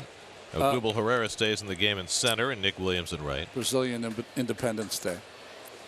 Are you making that up? Can't make that up. Oh, seriously? Awesome. Ronnie, thank you. What'd you do? Can you say that in Portuguese? I got it from the guy in the hat. Jeff McNeil lines one, and Kingery able to pluck it out of the air with a diving catch for the first out. Did it tip the glove of Nola? Covered a lot of ground, didn't he? Because the ball looked like that ball was ripped, and then it kind of softened up. I wonder if Nola got a glove on it. No, way up above his head. Okay. This wasn't hit that well. No, he got off the end of the bat. Oh, the umpire. We're a little looking that in. Boy, that was a. You know what it was? I wasn't looking at the monitor. I was watching the field. Conforto hits a one-hopper to Santana, and on 2 pitches, Nola has 2 outs. Let's check in with the studio. Eamon McEnany has a game break brought to you by your Tri-Honda dealers. Eamon?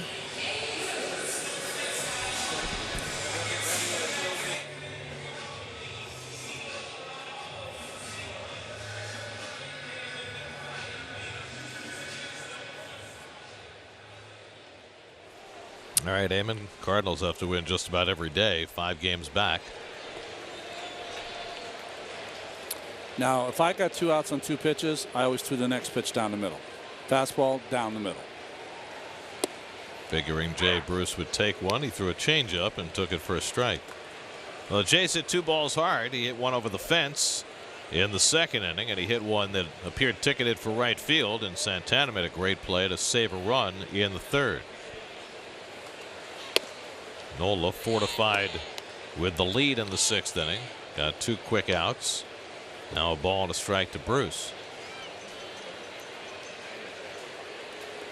Nola went 5 2/3 in his last start in Chicago, or against Chicago, and he takes a strike, and it's 1-2.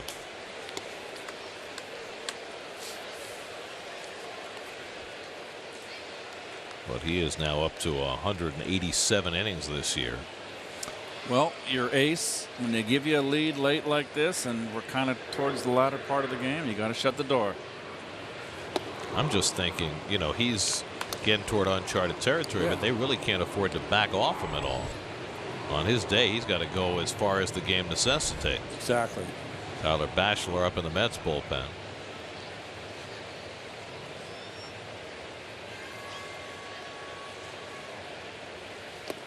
Phillies bullpen is pretty good, and especially with the reemergence of Hector Neris as an important piece down there. There's Nola's overall numbers. Well, he doesn't give up a lot of hits, and obviously that factors into the 198 batting average opponents. 2nd best in the league. I mean, 128 hits.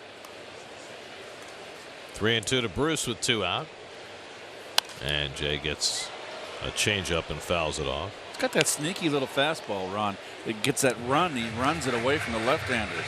He's got the hard change. He's got the slow change. He can change speeds on his breaking ball, course direction. That's why he's having the season he's having. Hard to hit.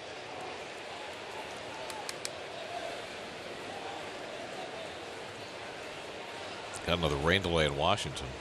They got to the 2nd inning. I had to stop it again. Cubs and Nats, no score.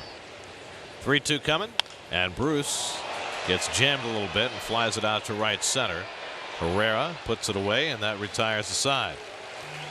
So Nola, after getting the lead, turns it a 1-2-3 bottom of the 6th. 3-2 Phillies going to the 7th.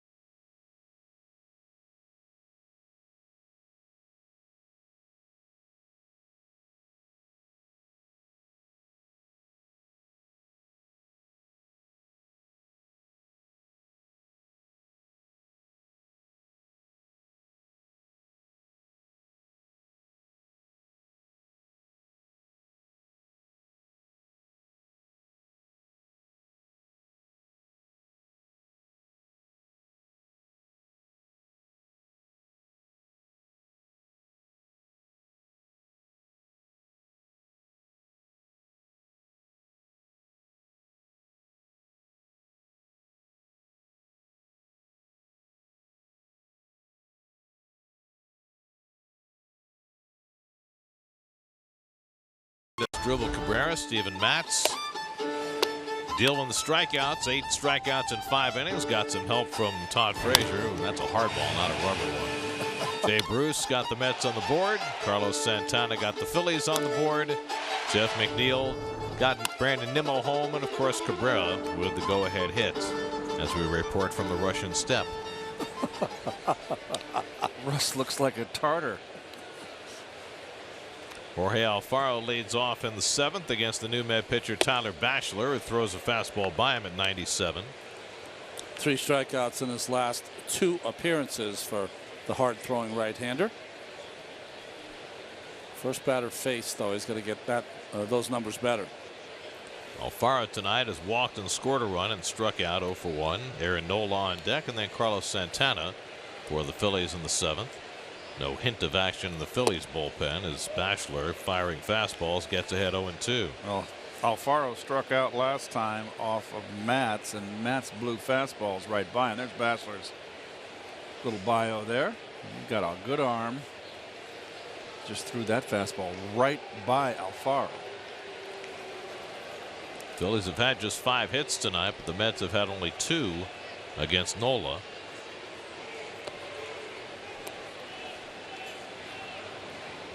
Matz went 5 innings, allowed 2 runs, 3 hits, 2 walks, 8 strikeouts, a home run, 103 pitches, and no decision for him.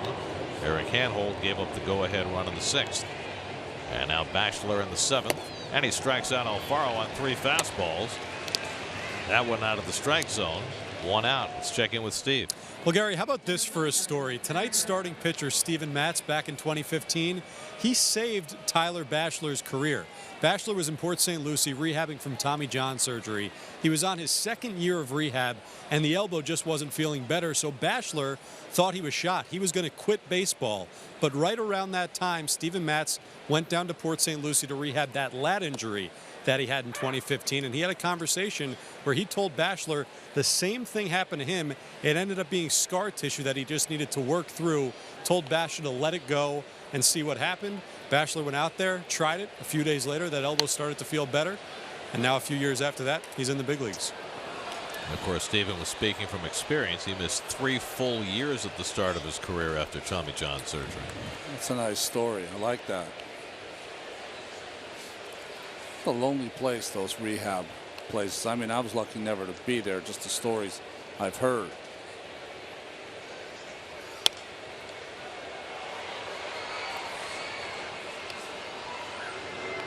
Bachelor isn't fooling around.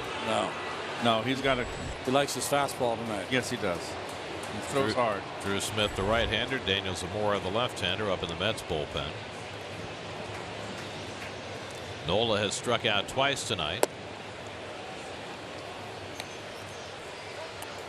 First breaking ball from Bachelor, and it's 1-2.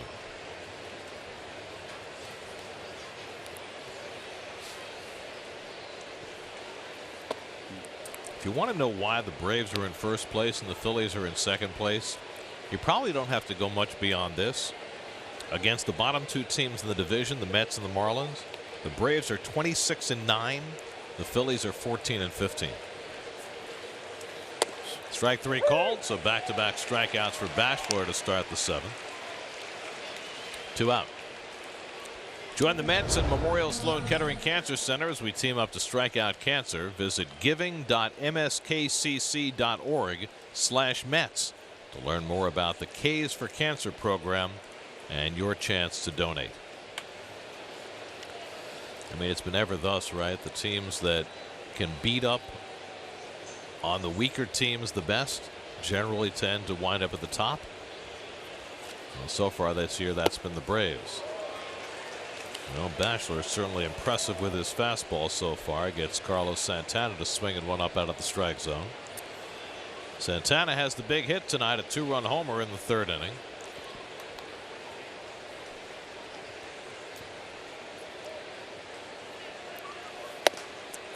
And another one. Well, if the Braves win the East, here's the last pitch, fastball, something on it, upstairs. Against the East teams, you said the losing teams, but everybody, they're 42-21. And you look at their road record too. They're 40-29 on the road were Phillies, not good on the road, but good at home. Santana pops one foul. I'd rather have a team down the stretch run that plays well on the road, and the Braves certainly do. 40-29. Phillies are 30-40 at home, on the road, excuse me.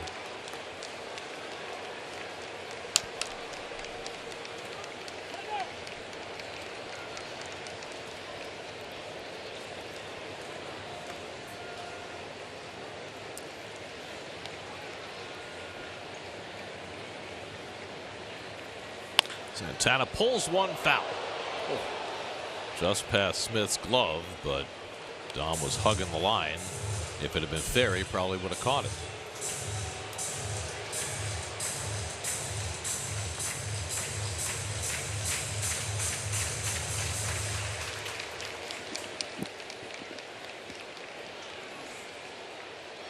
Dom looked like he might have been shaken up a little bit, lunging for that ball. Santana pops one a mile high, and Smith will ease in under it and puts it away in fair territory to retire the side. So Bachelor comes in and sets the Phillies down 1-2-3. Stretch time with the Mets down a run.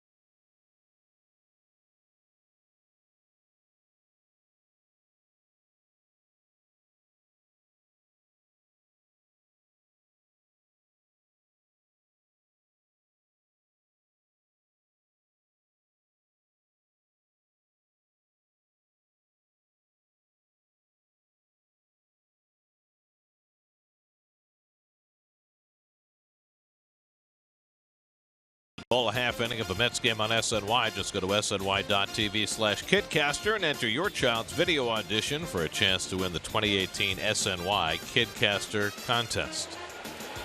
We're following in a great tradition.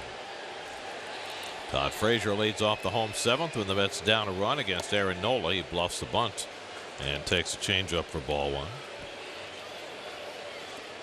Nola gave up a home run to Jay Bruce in the second, an RBI double to Jeff McNeil in the third, and that's been it. Since the McNeil double, he's retired 11 in a row.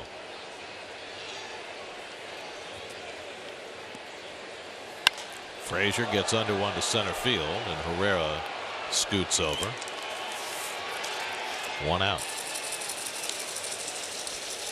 Game 2 of this series tomorrow night. Noah Syndergaard looks to back up his complete game performance in San Francisco. He'll go up against Zach Eflin. Coverage begins tomorrow night at 6:30 right here on SNY.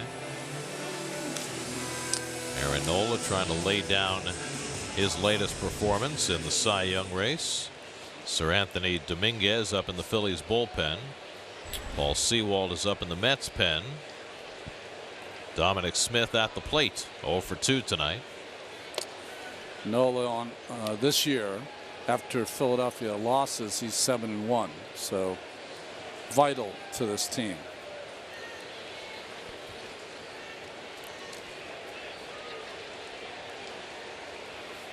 Smith hits one out to left center field. Pretty well hit. Herrera back near the wall. It's out of here. Dominic Smith ties the game with an opposite field home run.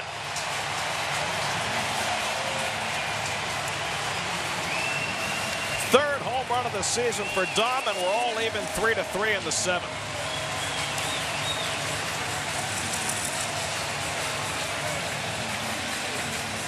Well, just his second start since the 11th of July, and Dominic Smith hits one out to get the Mets even.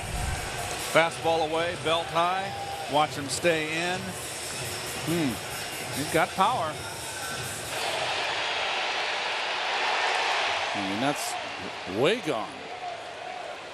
It's almost sidearm release, Ronnie. That's why it was flat. Yep. And that's why it was taken advantage of. 5 home runs against Nola now in his last 2 starts. 3 against the Cubs, and now Bruce and Smith have both taken him deep tonight. And you're talking about a pitcher who had given up only 8 home runs all year before his last start. Plawecki has been hit by a pitch and flied out. And he takes the fastball off the plate 1-1. You know, Dom's been waiting for playing time, and he got some tonight, and he takes advantage of it. Mickey Callaway's plan is to have him play the outfield tomorrow.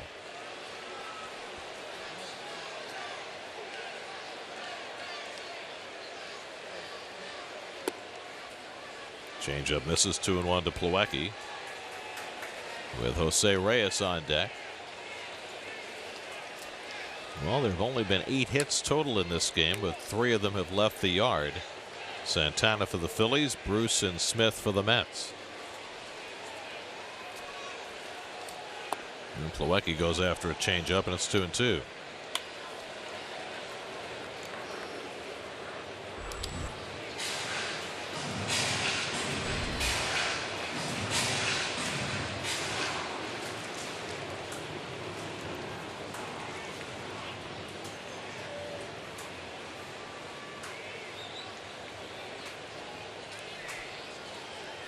Aaron Nola's 100th pitch of the night.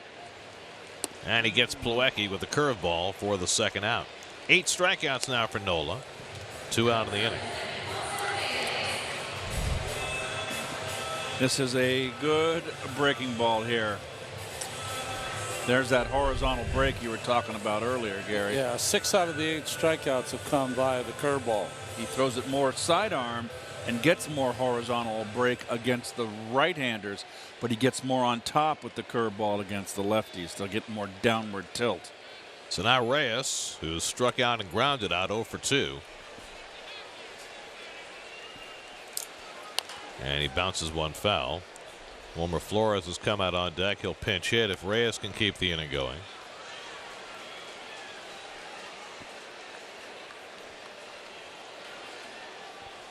Fist bumping the fence. What is he, Curtis Granderson?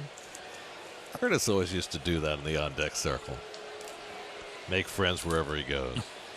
Oh, Wilmer's a friends kind of guy. Yes, he is.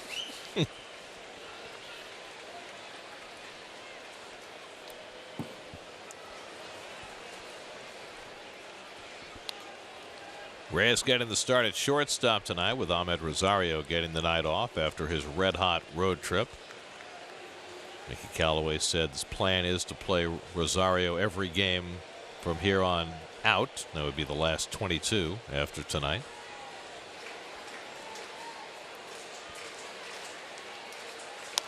And Reyes bounces one down to Santana. Nola takes the flip. 3-1 putout ends the inning, but not before Dominic Smith gets the Mets even. 3rd home run of the year for Dom. He goes oppo. And the Mets get even. 3-3 as we go to the 8th.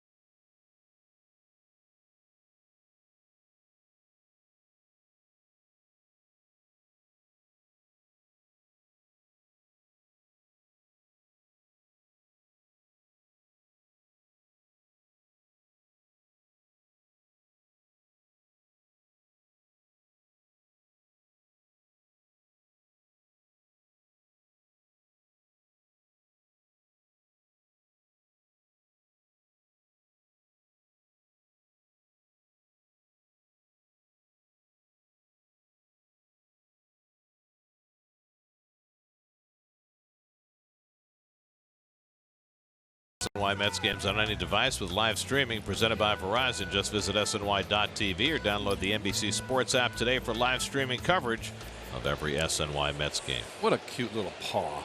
You've created a monster. He's home watching right now. Live streaming? No, on the TV. Hi. Rhys Hoskins leading off in the 8th against Tyler Bachelor, who was very impressive in a 1-2-3 7th. Hoskins 0 for 3 tonight, grounded out, struck out, popped up. 3-3 as we start the 8th, and Hoskins takes a fastball for a strike. 0-2.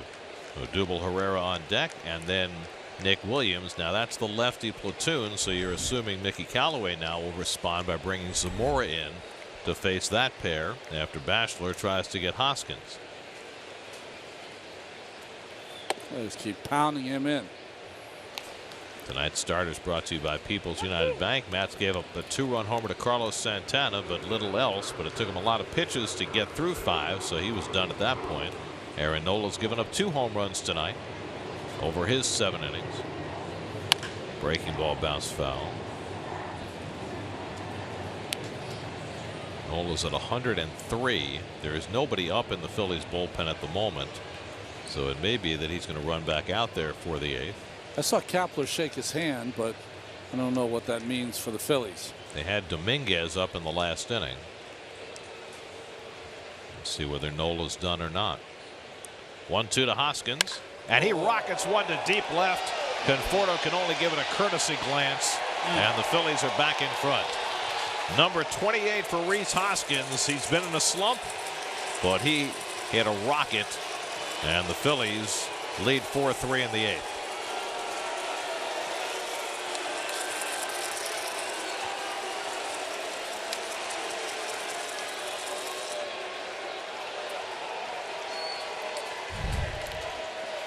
Wants to come inside. Not in enough. And that is, he launched that one.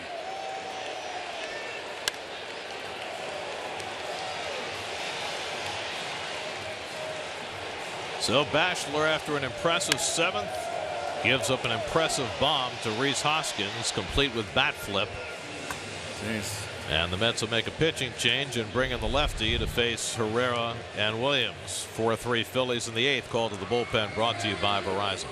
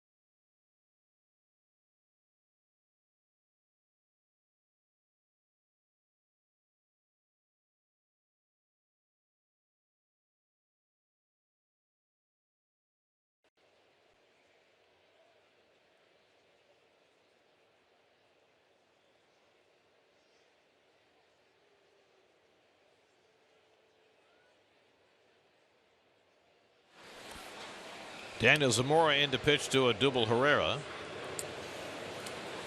Zamora came in against the Dodgers on Tuesday night to face the left-hander Peterson, but Dave Roberts pinch hit with Farmer, and he struck him out. Then they took him out Before he could face another right-hand bat. Herrera came up as a pinch hitter in the 6th, doubled and scored. Stayed in the game in center field, and he fouls off the slider 1-1. So each of the Mets relievers has given up a run. Handhold gave up a run in his inning of work. Bachelor gave up the home run to Hoskins in his inning plus. So again, the Phillies have the lead. They were up 2-1. Mets tied it. They were up 3-2. Mets tied it, and now they're up 4-3 in the 8th. And still no action in the Phillies bullpen, which makes it more and more likely that Aaron Nola is going to continue on in the bottom of the 8th. I don't know if he's been up no outs and he's warm. Usually a reliever can get up with 1 out and be ready. But well, let's see. That'd be above and beyond the call of duty. Might be. Yep. Mets will have 9, 1, and 2 in the order coming up in the 8th. 1-2 to Herrera with another left-hand batter, Nick Williams, on deck. And Herrera strikes out on the slider.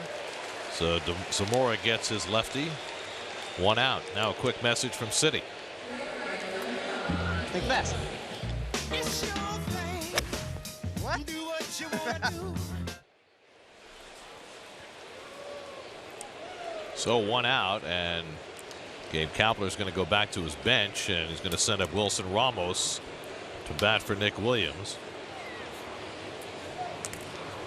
This is what you can do in September with expanded benches. The Phillies have a 10-man bench tonight. Mickey Callaway is going to respond in kind and bring in a right-hand pitcher, and he's going to make a double switch. Drew Smith will come in, and with the pitcher's spot due to lead off the next inning, he'll make an additional switch as well.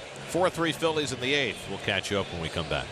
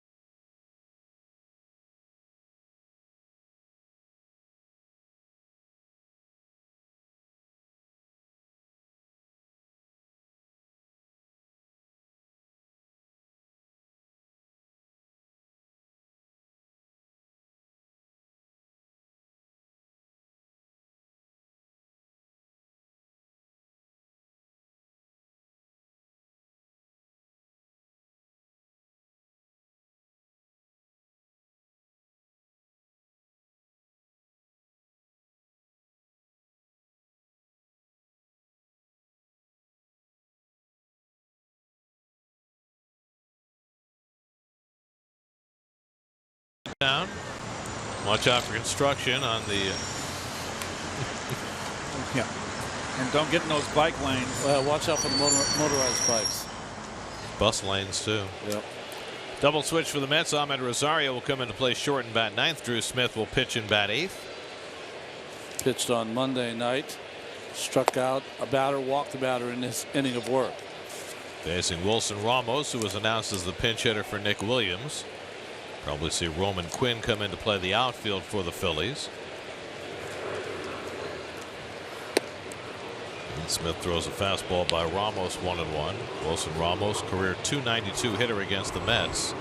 Sir Anthony Dominguez back to work in the Phillies bullpen, so it is more likely then that Nola is done. With 1 out, he got up.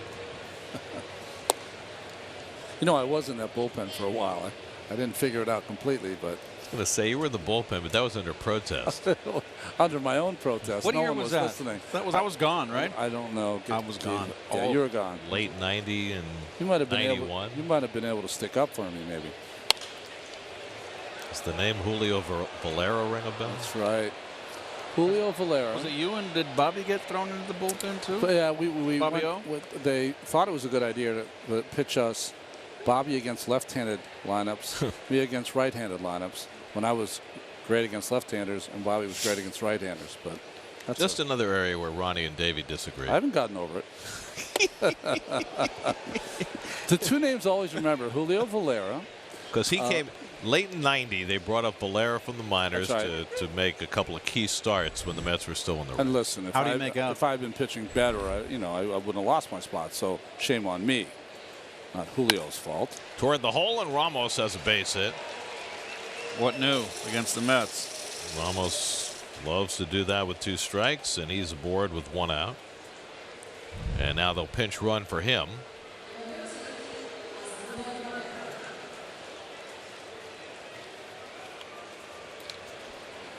Well, inner half going the other way all the way. So Ramos comes out for a pinch runner. Pedro Florimon will do the running. As Asdrubal Cabrera comes to bat. He'll bat left-handed for the first time tonight. He had a base hit to put the Phillies in front briefly in the 6th inning.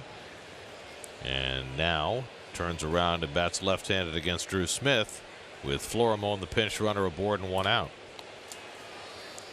So let's see, that's 4 reserves the Phillies have used. They've got 6 left. The Dodgers had an 11-man bench the first game of that series. So Puig got suspended or had to serve his suspension. And then Puig came back tonight for the Dodgers in Colorado, hit a home run his first time up. Rockies have come back to tie it though against Kershaw. Florimon runs. The throw by Plawecki is right on the money, and he got him. Kevin Plawecki guns down Pedro Florimon for the 2nd out. Boy, right on the money. Watch how quick. Look at the footwork. No wasted motion. Good pitch to throw on. Up in the strike zone, a fastball. Beautiful. Florimon has not left yet. He wants thought the he Phillies got to his hand challenge, in. but the Phillies are not challenging. Oh, come on. Everybody, they're out, and all they want to do is put their hands on their ears to say, headset. They want to let you know that even though they got thrown out, it was really close. It wasn't their fault. It was really close, guys. So 2 out and nobody on. 2-0 pitch to Cabrera, and he wheels at a high fastball. And we check in with Steve. Gary, Keith just mentioned Plawecki's footwork. He has been working daily on that with catching coach Glenn Sherlock, specifically on gaining ground with his feet. He used to bring that back foot almost to the side, and now it's about gaining ground, moving directly towards second base, and delivering that strike. It's clearly something that has gotten better here recently for Plawecki. I like it. You replace your left foot with your right foot and take that stride straight to the bag.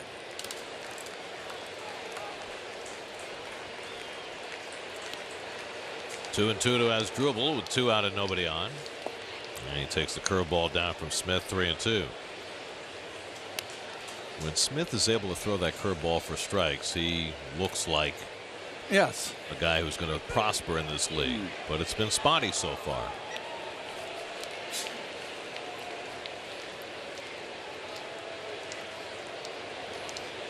Three-two coming. Hit into the shift. McNeil to his backhand. Nice play. Low throw. And Smith with a gorgeous pick. Beautiful play on both ends. McNeil on the backhand and Smith with a really tough pickup on an offbeat hop on the throw. 2 young players showing off their defensive wares. McNeil has been better than advertised. And Smith is always at the chops at first base. Beautifully done. That was a Willie Montañez flourish at the end. Oh. Good call, Gare. Hoskins with the home run to make it 4-3 Phillies, but a nice play.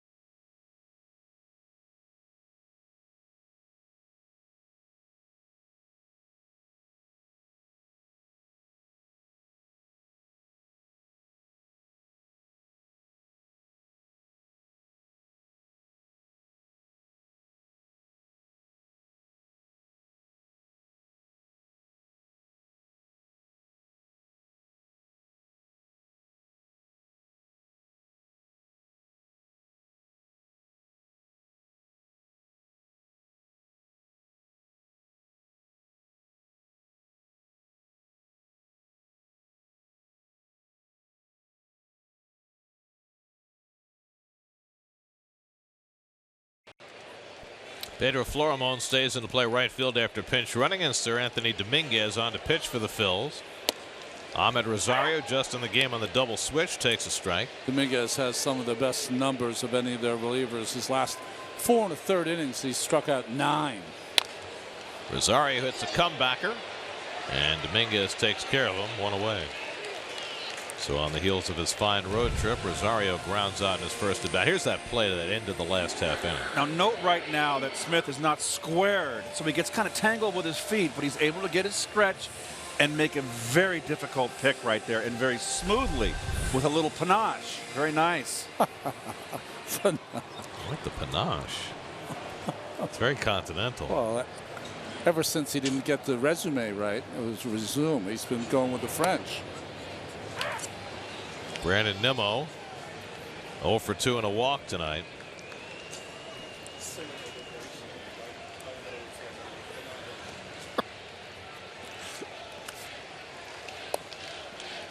Change up off the plate, 1-1. So Nola went 7, allowed 3 runs, 3 hits, a walk, 6 strikeouts, a hit batsman, 2 home runs, and he has a chance for his 16th win and his 4th against the Mets. Last time a pitcher won 4 games from the Mets in one season, it was Tanner Roark in 2014. The record is 5. Last to do that was Larry Christensen in 1976. Grounded to the right side, and Hernandez throws out Nimmo, 2 out. So 2 up, 2 ground ball outs for Dominguez. Coming up tonight after the postgame, Geico Sports Night, prepping for the opener of the season, the football season. Tennis is coming down to the nitty-gritty, and so is the baseball. 3.5 weeks to play. All's quiet now. It was raucous earlier today. Nadal retired, not from the sport, Just from the match. it's an odd phrase. It is. McNeil hits a ground ball, and Hernandez has this one. So Sir Anthony Dominguez comes in, gets 3 ground ball outs, and he's done with the 8th inning. It's 4-3 Phillies going to the 9th.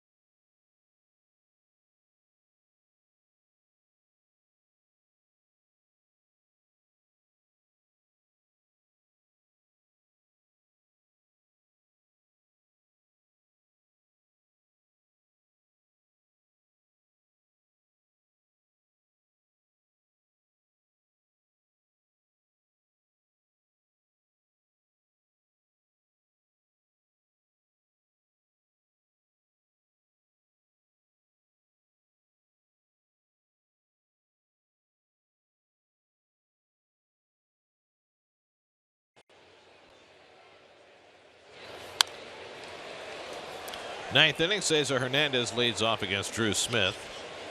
4-3 Philadelphia. Hernandez has struck out, walked, and flied out 0 for 2. Smith got the final 2 outs in the 8th inning. Stays on for the 9th and gets his curveball over for a strike. 0-2. Scott Kingery on deck, then Jorge Alfaro. Oh. They're a little late to the game, aren't they? And Smith blows away Hernandez for his first strikeout.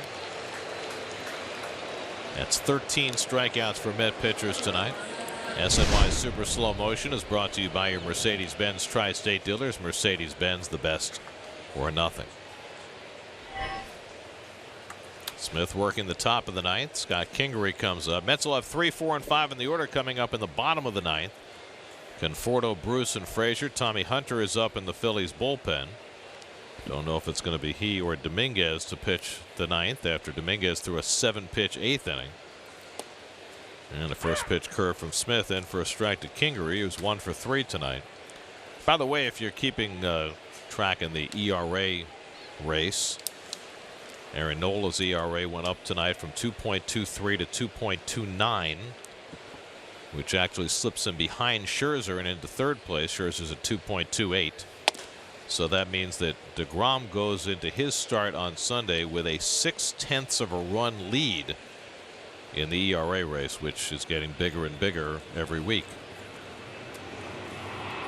Is Scherzer's in line to pitch Sunday as well? No. Have to check that. Eric Fetty's pitching on Sunday for the Nationals. Does that mean Scherzer's pitching tomorrow? Watch the glove hand of Drew Smith. See how he launches it into the air? That's deception and distraction for his pitches also. I used to do that early in my career. I stopped it because I couldn't throw strikes like Drew can. Kingery pops one up into shallow center. Nimmo coming on, and he makes the catch. 2 out. And it is Scherzer tomorrow, by the way, against the Cubs. So Scherzer gets his crack tomorrow. DeGrom on Sunday. For a while, they were all on the same day. That's right. Now they're on consecutive days.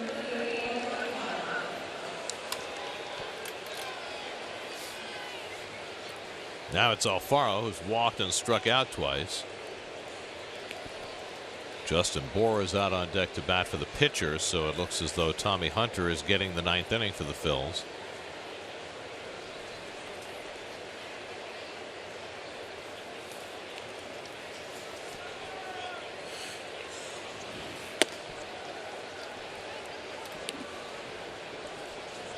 There have been only 10 hits in this game. 4 of them have left the ballpark, 2 home runs aside.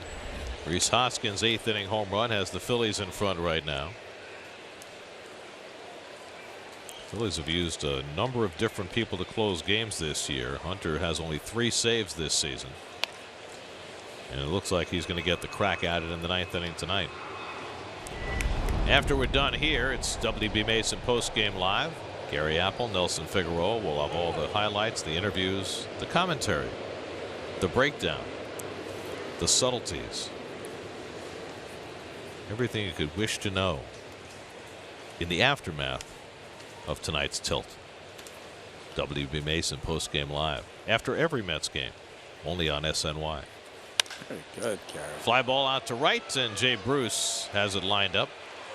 And that retires the side. Strong inning for Drew Smith. He gets him 1, 2, 3. Mets will have 3, 4, and 5 coming up against Tommy Hunter in the bottom of the 9th, down a run.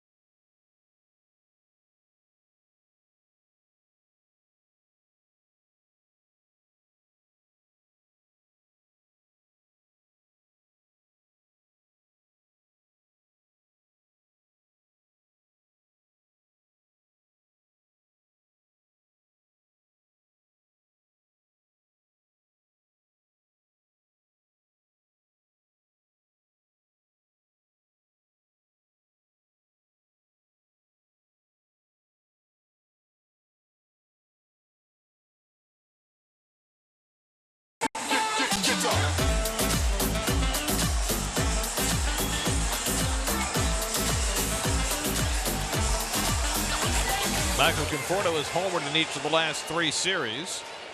Mets have hit 2 home runs tonight. Your Coors Light refreshing finish. Tommy Hunter bids for his 4th save of the year. Hunter is probably one of their guys that's on a roll in that bullpen. That's why Kapler's going to him.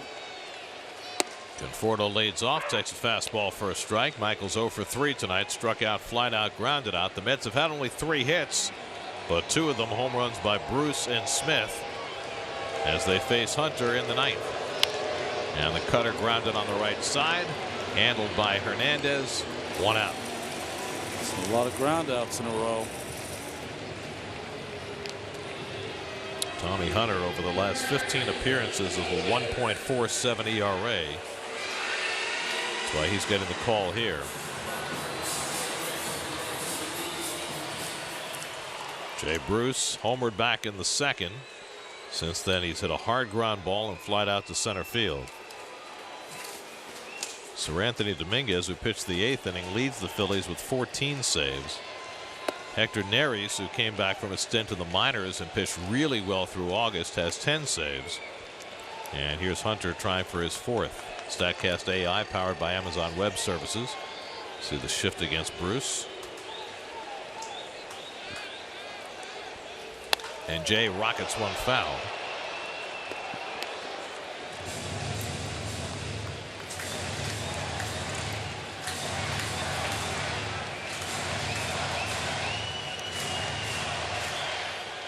Bruce is 0 for 2 in his career against Hunter. He was a 1-time starter in the American League. This one's out to center. Back goes Herrera onto the warning track with room to make the catch. Bruce hit it 405 to the deepest part of the ballpark. And now the Mets are down to their final out. Ball went a long way there. 408 out in center. Thought he got a little towards the end. It's still very encouraging the way Jay is oh yeah, the bat. Absolutely. Certainly different guy than he was through the first half of the season before he went on the DL. So it's left to Todd Frazier with 2 out and nobody on. Frazier's 0 for 3 tonight. And Todd hits one in the shift, backhanded by Kingery, and that does it. The Phillies win it. Aaron Nola gets his 16th win. Rhys Hoskins with the home run that put the Phillies in front to stay. Mets twice rallied to tie, but not in the end, as the Philly bullpen 6 up and 6 down. Hunter with the save, and the Phillies take the opening game of the series 4-3. Well, the Mets continue their struggles at home to score. They got 3 runs via the home run. That's the 2 home runs by Bruce and Dominic Smith, but only 3 runs and 3 hits, and the Phillies, big win for them. Game summary presented by Jeep. Nola's ERA goes up to 2.29, but he gets his 16th win of the year.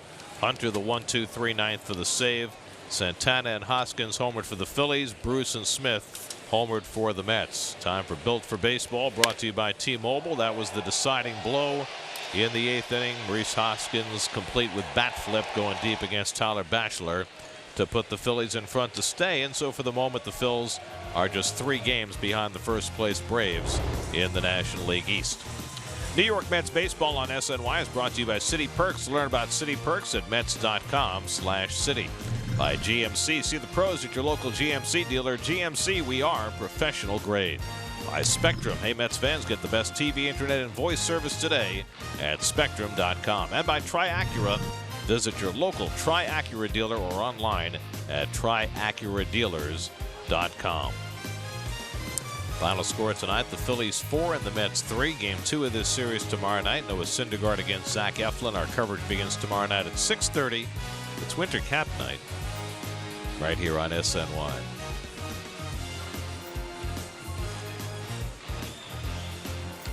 Now for Keith Hernandez, Ron Darling, Steve Gelbs, and our entire SNY crew, I'm Gary Cohen at Citi Field. Time for WB Mason Post Game Live.